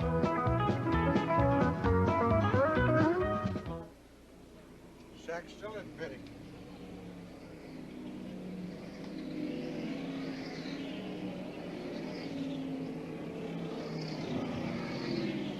That won't do a thing for him. Did he pass him on the when they stopped there? No. He didn't pass him, did he? No, he's not leading the race. He's back in the lead lap, but that's not going to mean a thing in the world. What? That won't, yeah, he's just barely back in the lead lap. Yeah. And, you know, them with fresh tires, they're going to blow him right back off, so there's going to be no advantage. Unless there's another quick caution. Yeah. Yeah, that's true. Well, it'll have to happen almost in the first corner.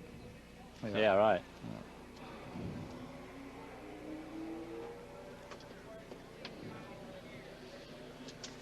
I bet you Bonnet don't pass Elliott this time. No. One more, and then. The only one of the 200-mile Thank you. qualifiers that made.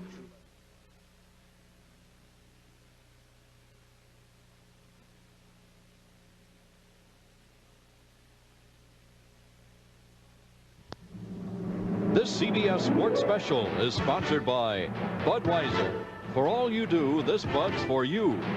Timex Quartz. Great looks that can take a licking. Skoal Bandits. Tobacco in a neat little pouch. It's a little pouch of tobacco pleasure. And by the U.S. Navy. The Navy. It's not just a job. It's an adventure. At the Daytona Speedway, we're just about a lap away from resumption of the Daytona 500. The circumstances have changed a bit. The question still is, as we look at the view from the Goodyear blimp of this great facility, can this Elliott car maintain this pace, which has seen records shattered all afternoon? Perhaps an answer here from Ernie Elliott. Mike Joy? Well, fuel is no longer a factor, Ernie. You won on Father's Day on CBS. You won a couple more times during the 1984 season. What would it mean to the Elliott family to win the great American race here today? Winning Daytona, there's nothing like it. I mean, we never won it, so it'd be hard for us to say, but I'm sure there's nothing like winning Daytona. I mean, I think that's basically every racer's goal in life is to win at Daytona. And we're just going to try to pull it off today if we can. How old were you when you first dreamed of bringing a car here and winning this race? Oh, I don't know. I used to come here with Daddy in 64, 65, so I was pretty small then, so I guess then. Well, he would have had to sneak under the fence then to get to pit road, and today he may go to victory lane. Let's go to Chris. At the last pit stop, most of the leaders stopped and took on tires, but Greg Sachs, who's number 51, is at the head of the lineup right now, stayed out there.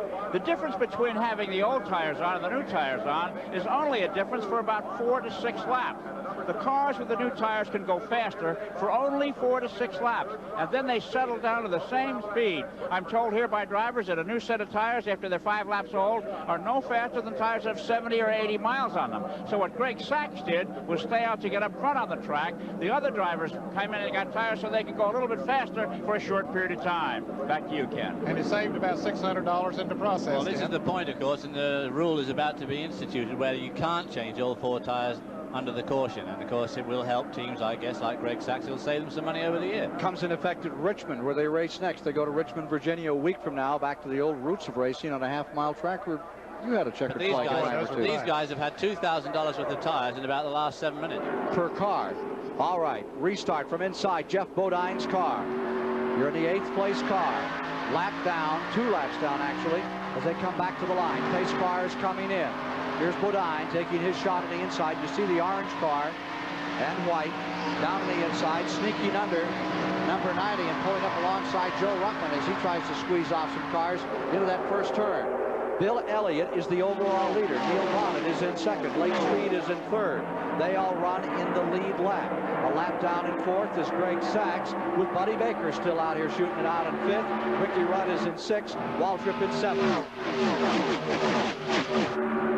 Back straightaway. And look at this performance of Bill Elliott. Drawing away another time, leaving the field. Fed up with pussyfooting around. He's going to get serious now. No more Mr. Nice Guy. This is it. Bill Elliott first came to Daytona in 1978, and he became popular immediately. Underdog, he finished 5th in the 125 miler and came in 8th in the 500. And the following year, the good-natured kid didn't even qualify for the 500. One of the more disappointing moments in his entire racing career. But he certainly has made some kind of comeback and has finished no worse than 12th in 6 500 starts. And here he is, riding records today in the 27th annual 500. And look at him pull away, Ken. Before, Bonnet was able to stay with him in the draft and then did pass him. But now, as David says, no more fooling around. The time is here. You got the chips are down, so go after it. No more Mr. Nice Guy. But he is a nice guy. Oh, yeah, he is. He looks like he still ought to be delivering papers rather than racing cars. Him and Butch Raymond look like they should be playing compass together.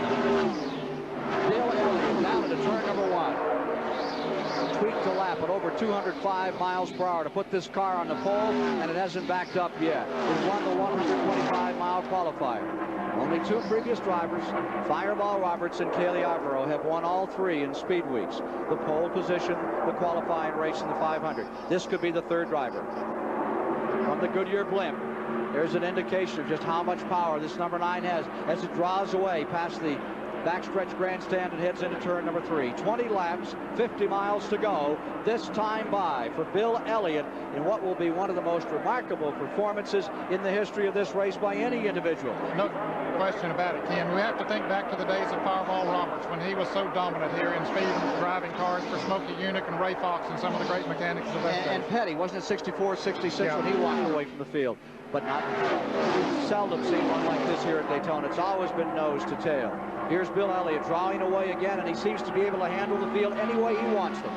Unbelievable the way the car has continued to drive well through the turns all day long. The track has gotten a lot slicker than when the green flag dropped earlier today because there's a little oil, grease, and water and rubber on the turns. Hasn't affected the handling qualities of that car, and certainly nothing has affected the horsepower, David. You've only got to watch it go through that turn now. It's as absolutely steady as a rock, just like it was on Thursday afternoon, and you watch some of the other guys going through, they're having a lot more of a handful. Those fans are happy about it. They like to see that young man out front. Just a few years ago, the Elliott brothers, all three of them, used to take some junker cars. Their dad was in the car business, George. They used to run them around in a field out back. And one would pretend he was Richard Petty, and one would pretend that he was Cale Yarborough, and one would pretend he was Bobby Allison, and they would go at it. And now, here they are leading the field. All those big names have already fallen by the wayside. Elliott's last lap, 198.6 miles an hour. Oh, my heart. I mean, this is late in the race. 198.6 hops. That's getting the program. Yeah, he's really laying back now, isn't he? I mean, he's conserving the machinery, and he's obviously, the car's had the legs of the field the whole week. Fourth place battle here. That's the 15 car of Ricky Rudd. Sandwiched right in there is the 88 car. Lake Speed is in between them. He is third. The white and blue, number 75, is third place overall. 15. That is Ricky Rudd.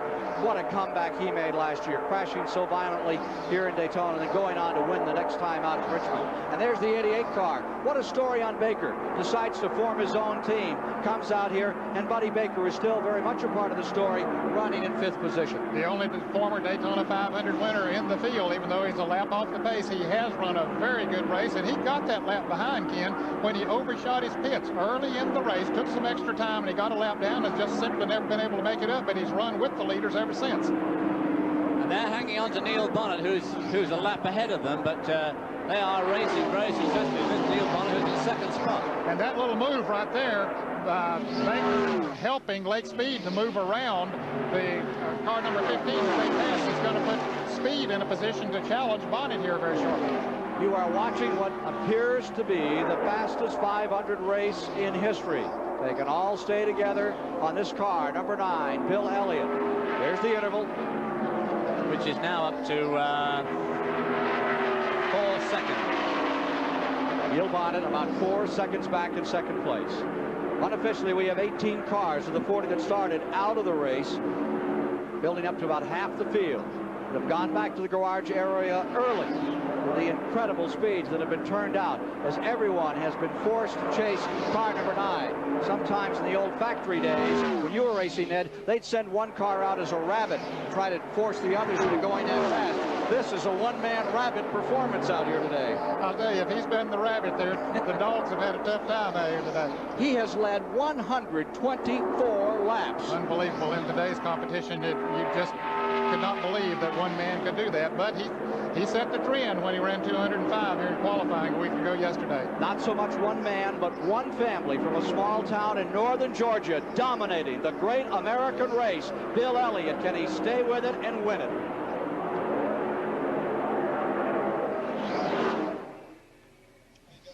Yeah.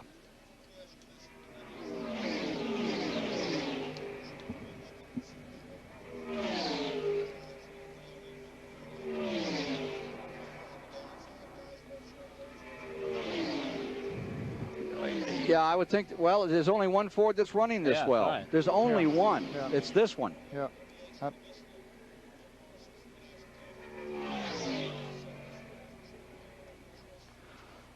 Well, I think one of the stories, I'm sorry, Nebby. Well, certainly Lake Speed and Neil Bonnet. Yeah, Lake Speed's an incredible story. Yes. And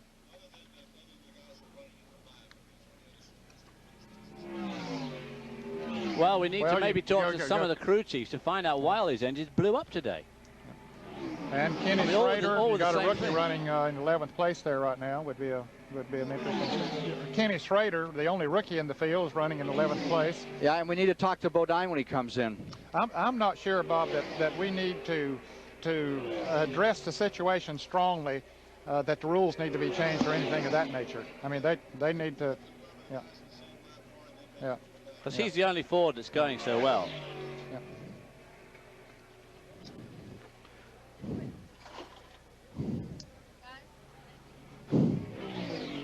He does seem to be going somewhat better than the rest of the field. Mm-hmm. Yep. Yep. Yep.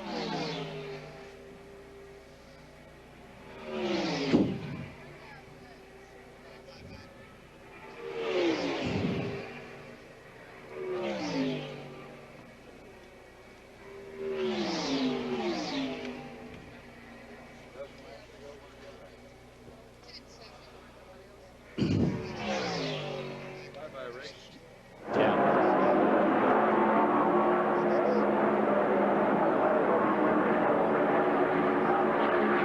188 of 200 laps complete as Bill Elliott flashes across the line, leading the Daytona 500 after dominating. When they qualified on the pole last Saturday, the Elliott brothers are pretty quiet, particularly Ernie. Ernie was standing around and the press was all over him. He turned to the side and said, 4 years ago, no one would talk to me. And his brother Dan said, 4 years ago, we weren't running 205 miles an hour. Let's go to Mike Joy with him now. Ernie Elliott's just picked up a stopwatch and he's reading the interval to his brother. Did you pull the pin and turn him loose, or is he setting his own pace? No, he's just pretty much running like he wants to right now.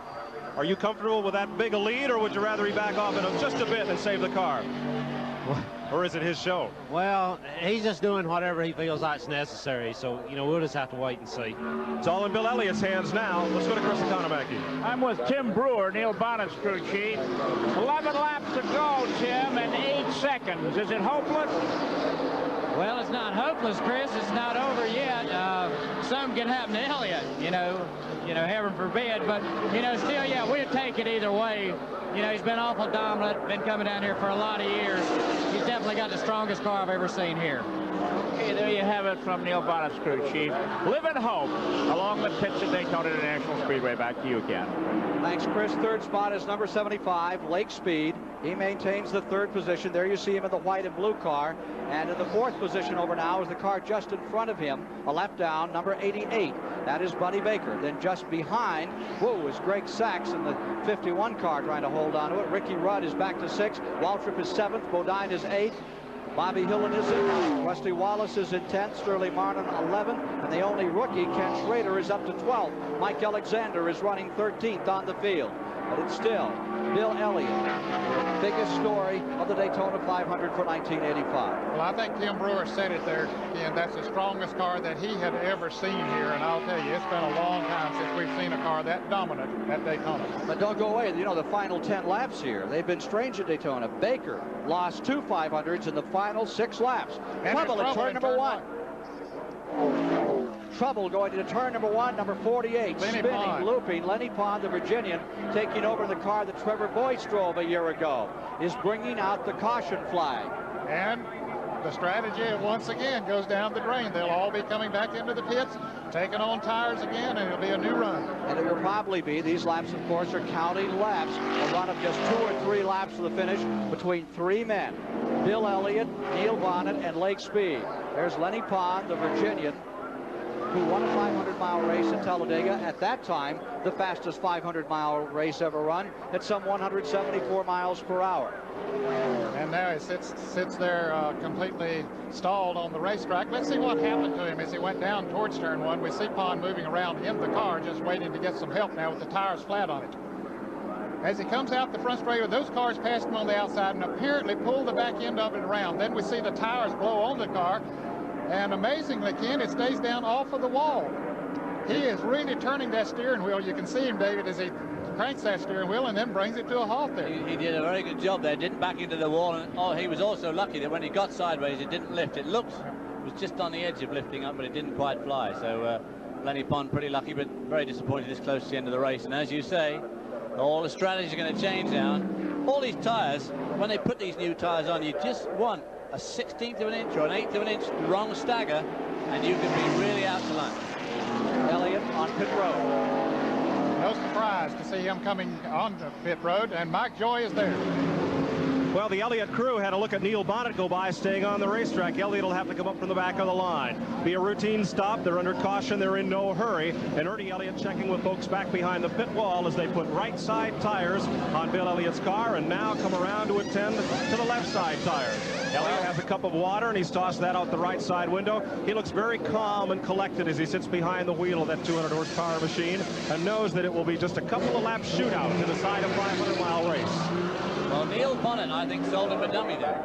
Neil Bonnet headed towards the pits, then right at the last minute, he pulled out. What he's gambling on, David, is that the wrecker will break down out there, and it'll take a long time to get that car to pull in. He knows that with 4 fresh tires, that Bill Elliott will be able to come up and pass him, but you know, maybe something will happen. Maybe it'll take a while to get that car off the track.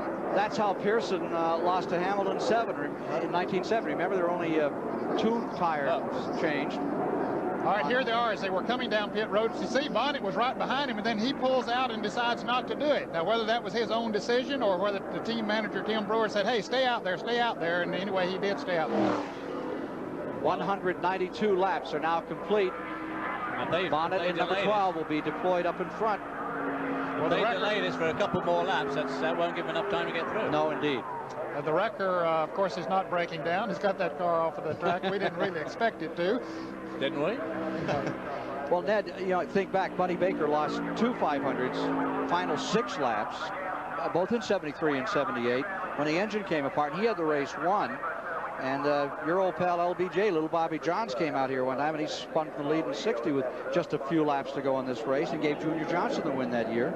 And then back in 1979, when we first came on here, Richard Petty won the race after a little incident up in turn number 3 between Donnie Allison and Cale Yarborough. So he was out of it. As famous baseball mentor once said, it ain't over till it's over. No. Well, they get the signal for 1 more lap to go, so they're going to have about 6 laps here to hammer it out. When the checkered flag drops is the only time you know you've won the race. That's right. Let's also point out the fact that Lake Speed did come in, and he took on 4 tires too, so he has fresh tires. We'll see if that will give him an advantage over the car number 7, over the car number 12. I think the record may have gone away with this caution period. The record, 4th caution of the day, may have slipped away from us, but 3 have been broken. Here's Mike Joy with Ernie Elliott. Ernie, would you have stopped whether or not Neil Bonnet came onto pit road? Yeah, we were stopping. Either way? Either way. So obviously it was not a fate. The Elliots were poised to stop and take on those 4 fresh tires.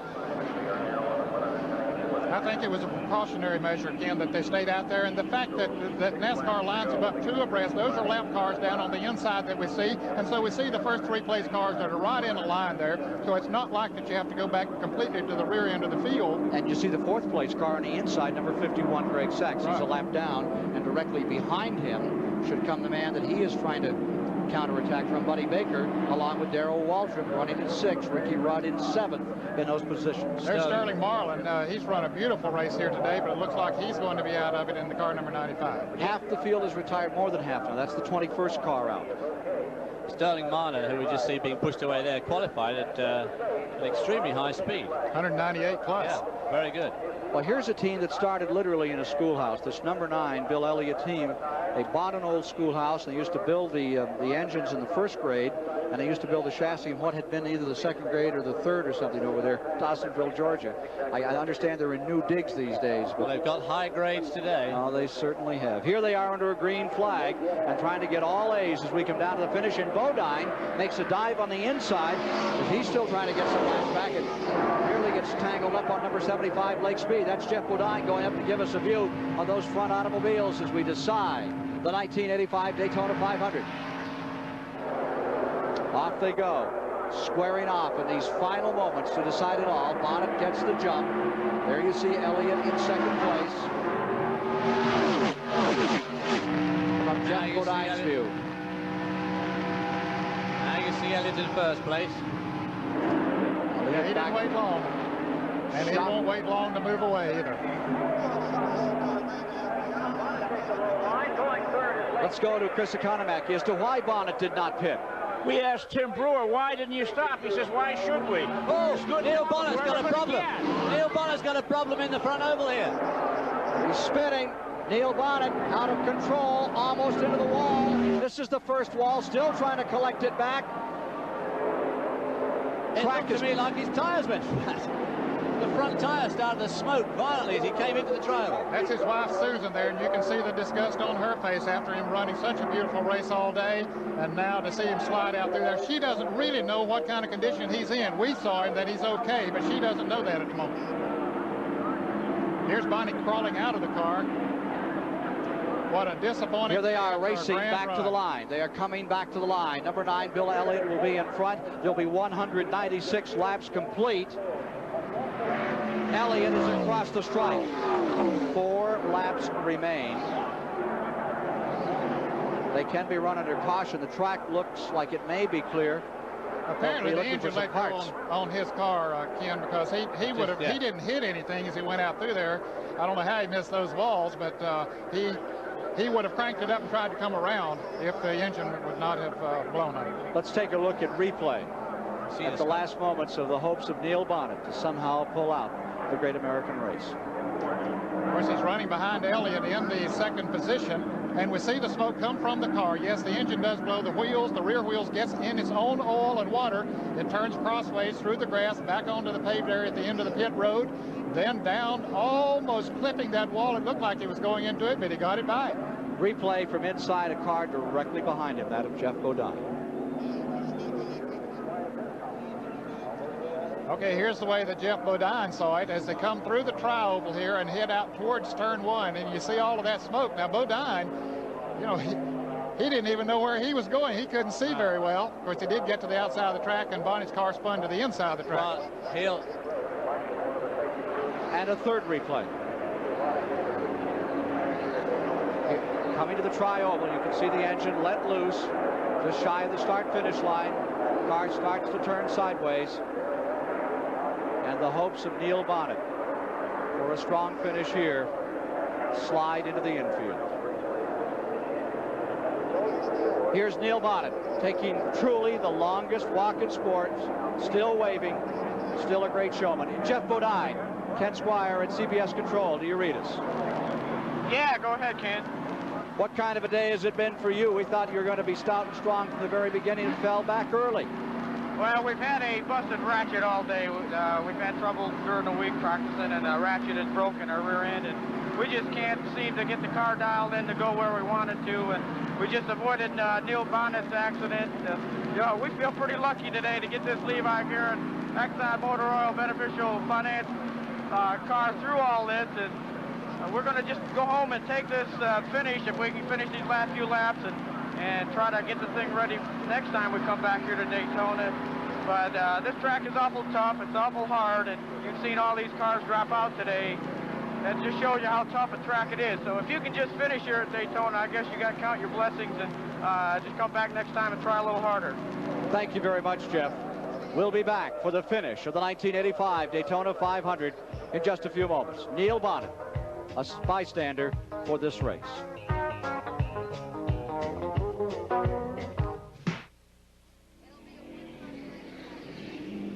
One lap when they come back. So they'll have 2 laps under green then. Ford, Pontiac, Chevy, and a nose. One when they come back? There'll be... one. Yeah, 1 lap. One They'll lap. get the white and Green the... and white. Yeah. They'll be coming up on green and white. Lake Speed could still win this. Could do it. Wonder if Bonnet overrevved his engine on that takeoff. What, on the take? But it's yet another big team. Blown its engine. Yeah. Yep. Them little old guys from Dawsonville. Nice job, Ned. Oh, thank you. This has been fun. I've enjoyed this.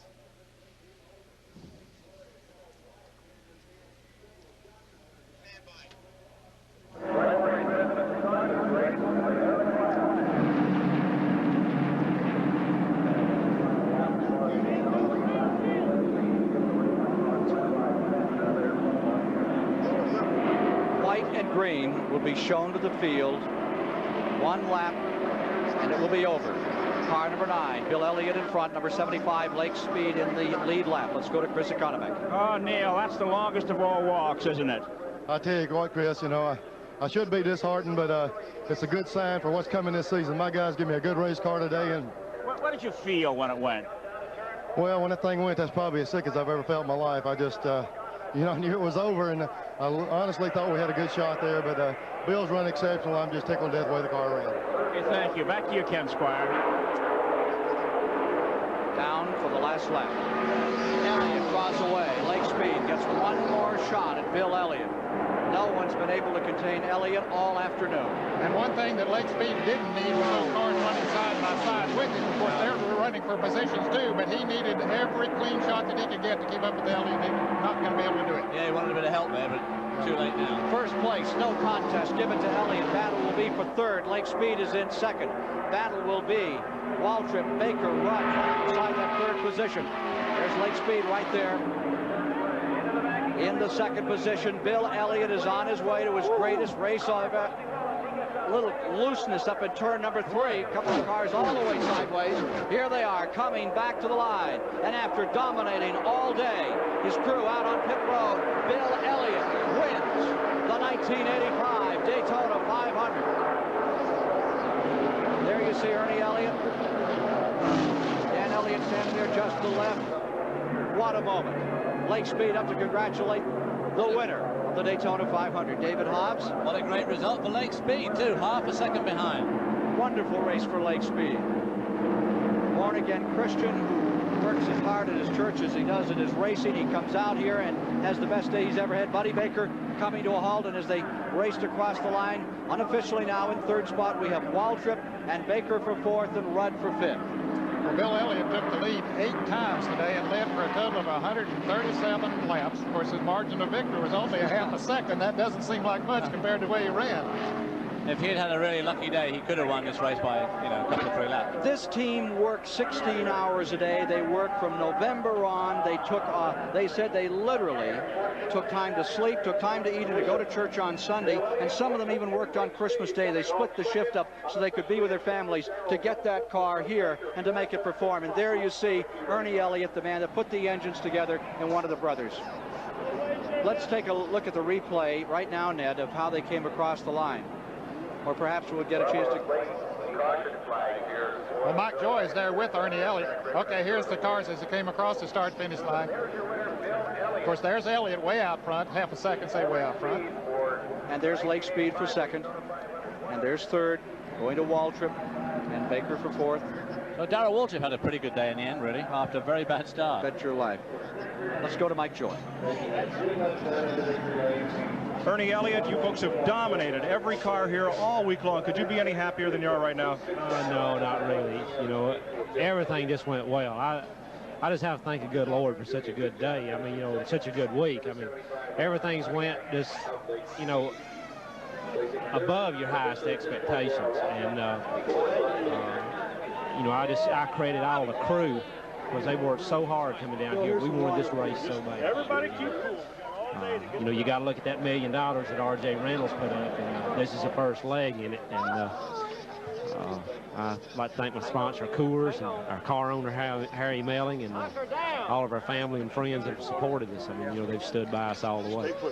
Well, we'll let you get down to victory lane, and we'll go down there to Chris Economaki. Okay, Bill Elliott is probably more crowded now than he's been on the track all day long. More hands and hats and help helping get out of the car. Congratulations. He's probably wondering if it's worth it all right now. He looks very tired. He's sitting here trying to catch his breath. He's unfastening his shoulder harnesses, cleaning his face a little bit before he steps out. It's his biggest win of his long career, and he certainly did dominate. But the big question is going to be for the next few months is whether Bill Elliott won this race or whether his car won the race. The car has been an outstanding piece of machinery, and it is agreed up and down pit road that no car has ever done as well against the competition as this particular machine has done. Here he is stepping out of the car.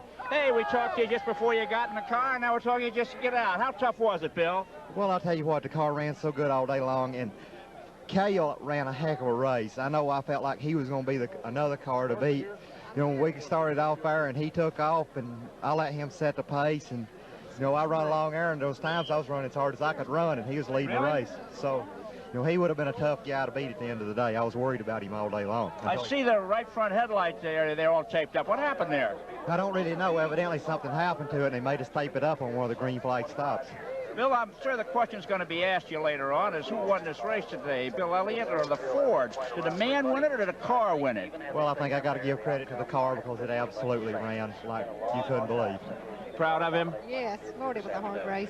I was a nervous wreck. How are you going to celebrate tonight? Probably go home and have a good rest. Okay, there you have Bill Elliott, the winner, and his wife, crowded in victory lane. We may be back here a little bit later, but now back to you, Ken Squire. Number one in his life, that's Star. His daughter joining Bill Elliott. The family gathered in Victory Lane after the Great American Race. We'll be back with more in a moment.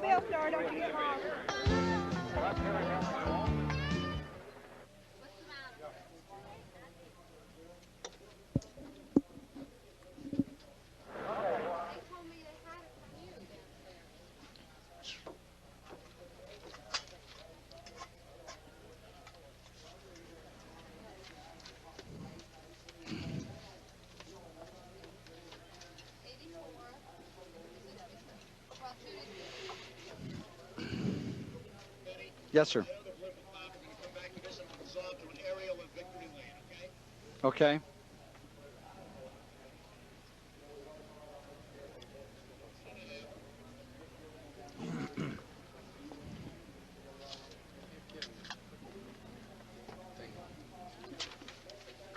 What you need? What? Earpiece. I really can't.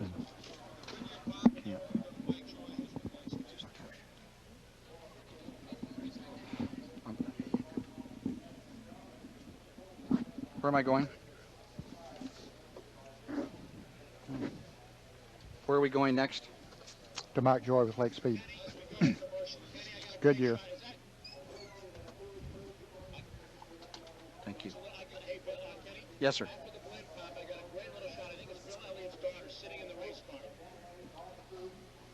What's her name?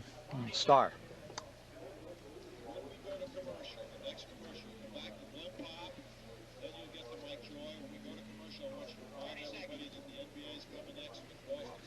Get the NBA card up here.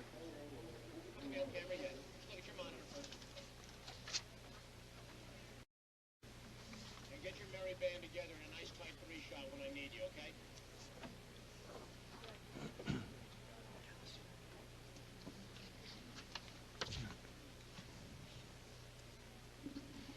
Can't go far.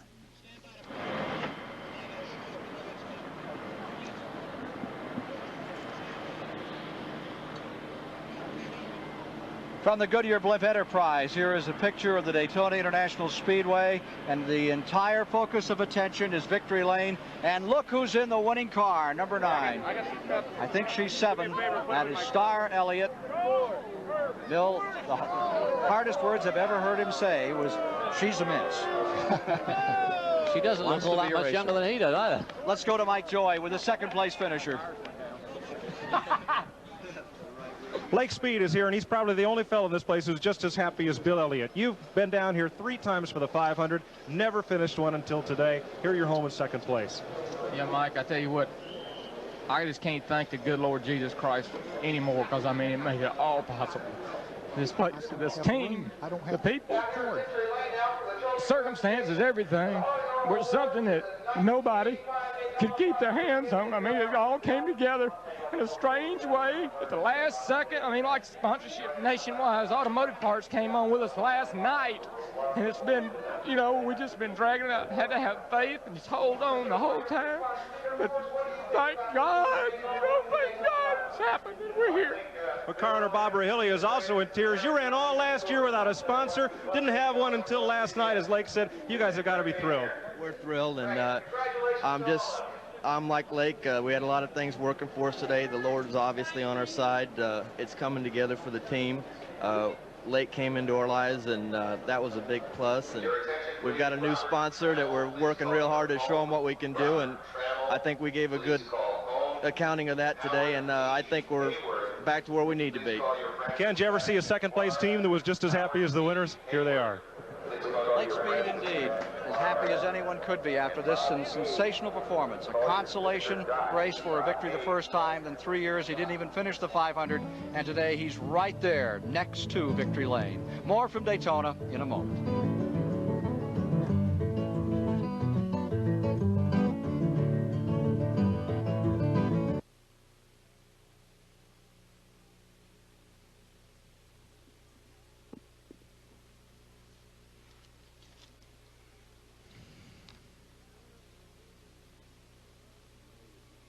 Didn't have enough cord, Diane. Yeah, that's okay. Yeah. We're having a lot of fun. That's what I was trying to accomplish, let him move farther over this way, and we still could do that if you want to. Sachs got 6. Fish, you want Kim? 7th went to Bodine. Yeah. Fish, you want Ken in the middle? 8th went to Bobby Hillen. And 9th went to 2 Wallace. You want Ken in the middle, Fish?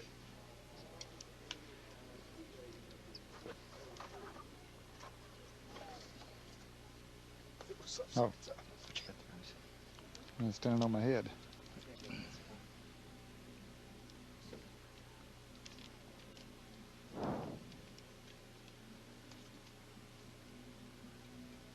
really looks bad unless you guys can. All 3 of you just move that. He can't. He hasn't got any room. He can't move. Cables. Well, now you can move where I'm standing. Go ahead. I want you to, when we come back over this shot here, quickly give us the stand. We'll be back in a minute, but right now let's go to Dick Stockton for a quick report on the upcoming NBA game. Move this way, closer to him. Let's go where? To Dick Stockton. Dick Stockton for a quick look at the Boston Celtics as they prepare for the Lakers. Boston Celtics at the Lakers.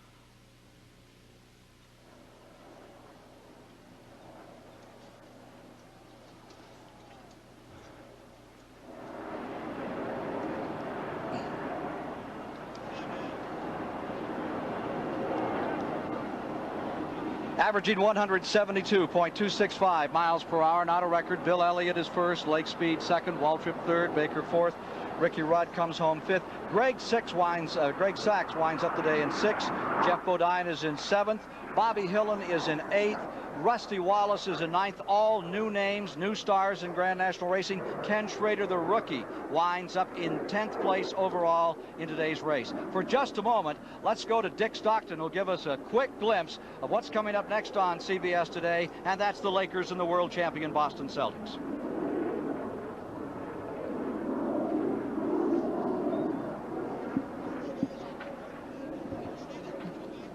I was just going to move over there.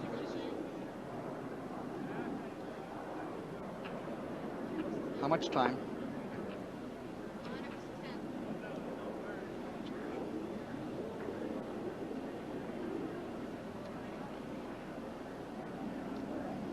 We're back once again at Victory Lane for the presentation of the Cannonball Baker Award, which goes to the 1985 winning car champion. This time we'd like to present it to Ernie Elliott. Ernie, congratulations. Thank you very much. I'd just like to thank the good Lord for a good, safe race. I'd also like to thank the crew and sponsor tours, Mary and Elliott. Thank you, Pat. Great job. I just can't say that. Congratulations to you and all your crew, Ernie.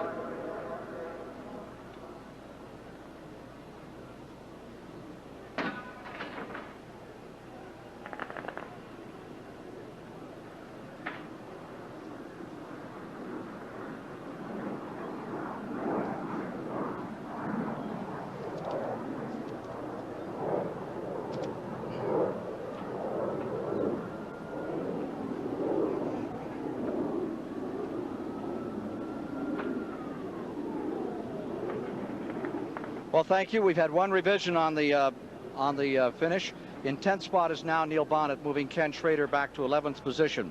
Bill Elliott, $185,000 richer after winning this Daytona 500. We'll be back with more in a moment.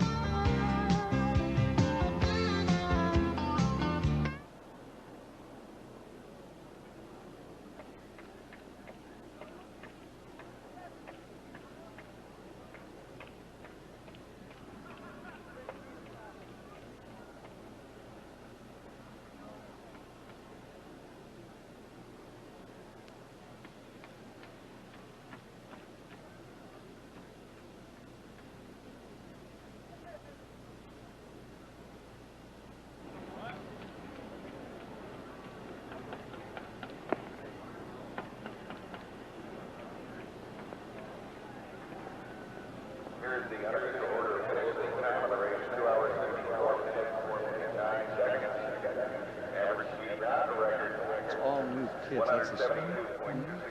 Yeah. Did David and Ned get a chance here?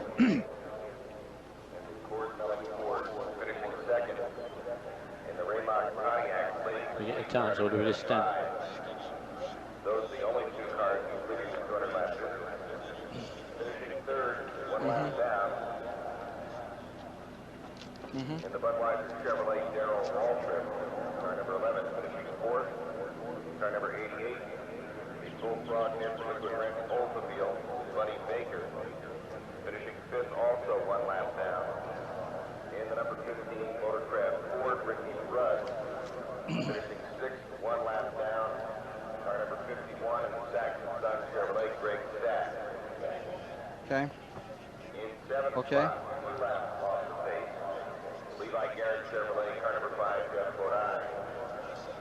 Finishing in eighth, 3 laps behind. The Alucard Pontiac number 2 with Rucky Wallace. Ninth, 3 laps down. Car number 8. Caprock Industries Chevrolet and Bobby Jr. Finishing in 10th spot, completing 195 laps. The number 12. A final thought on this great American race, first from David Hobbs. Well, I'd say watch out for Cal Yarborough next time out. Bill Elliott whipped them good here today, Ken, but I'm sure that most of them are thinking next week at Richmond, Virginia, the next week at Rockingham, North Carolina, where the tracks may be the equalizer. Thank you, Ned Jarrett. I think Al Hobart, the IMSA champion, put it all in a racer's perspective. All the joy, all the sorrow, all the heartbreak that we've seen in the course of the race today. When one of these races is over, said Al Hobart, the needle always goes back to zero.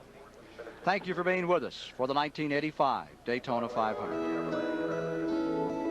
For David Hobbs, Ned Jarrett, Mike Joy, and Chris Economaki, this is Ken Squire saying goodbye from the Daytona International Speedway in Daytona Beach, Florida. This CBS Sports Special, the Daytona 500, has been sponsored by Ford and your Ford dealer. Have you driven a Ford lately? Goodyear, makers of Vector, the new design in radial tires. And by Old Milwaukee and Old Milwaukee Light. It doesn't get any better than this.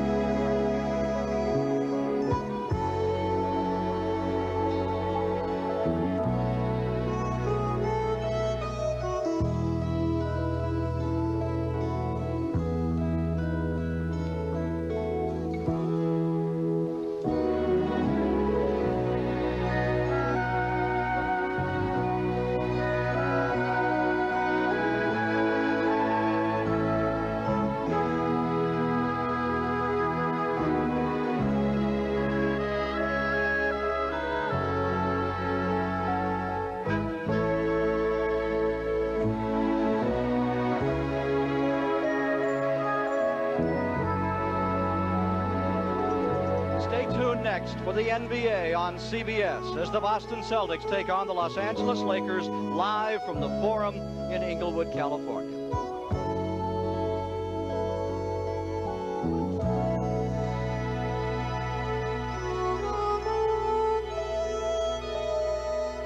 The 1985 Daytona 500 has been a presentation of CBS Sports.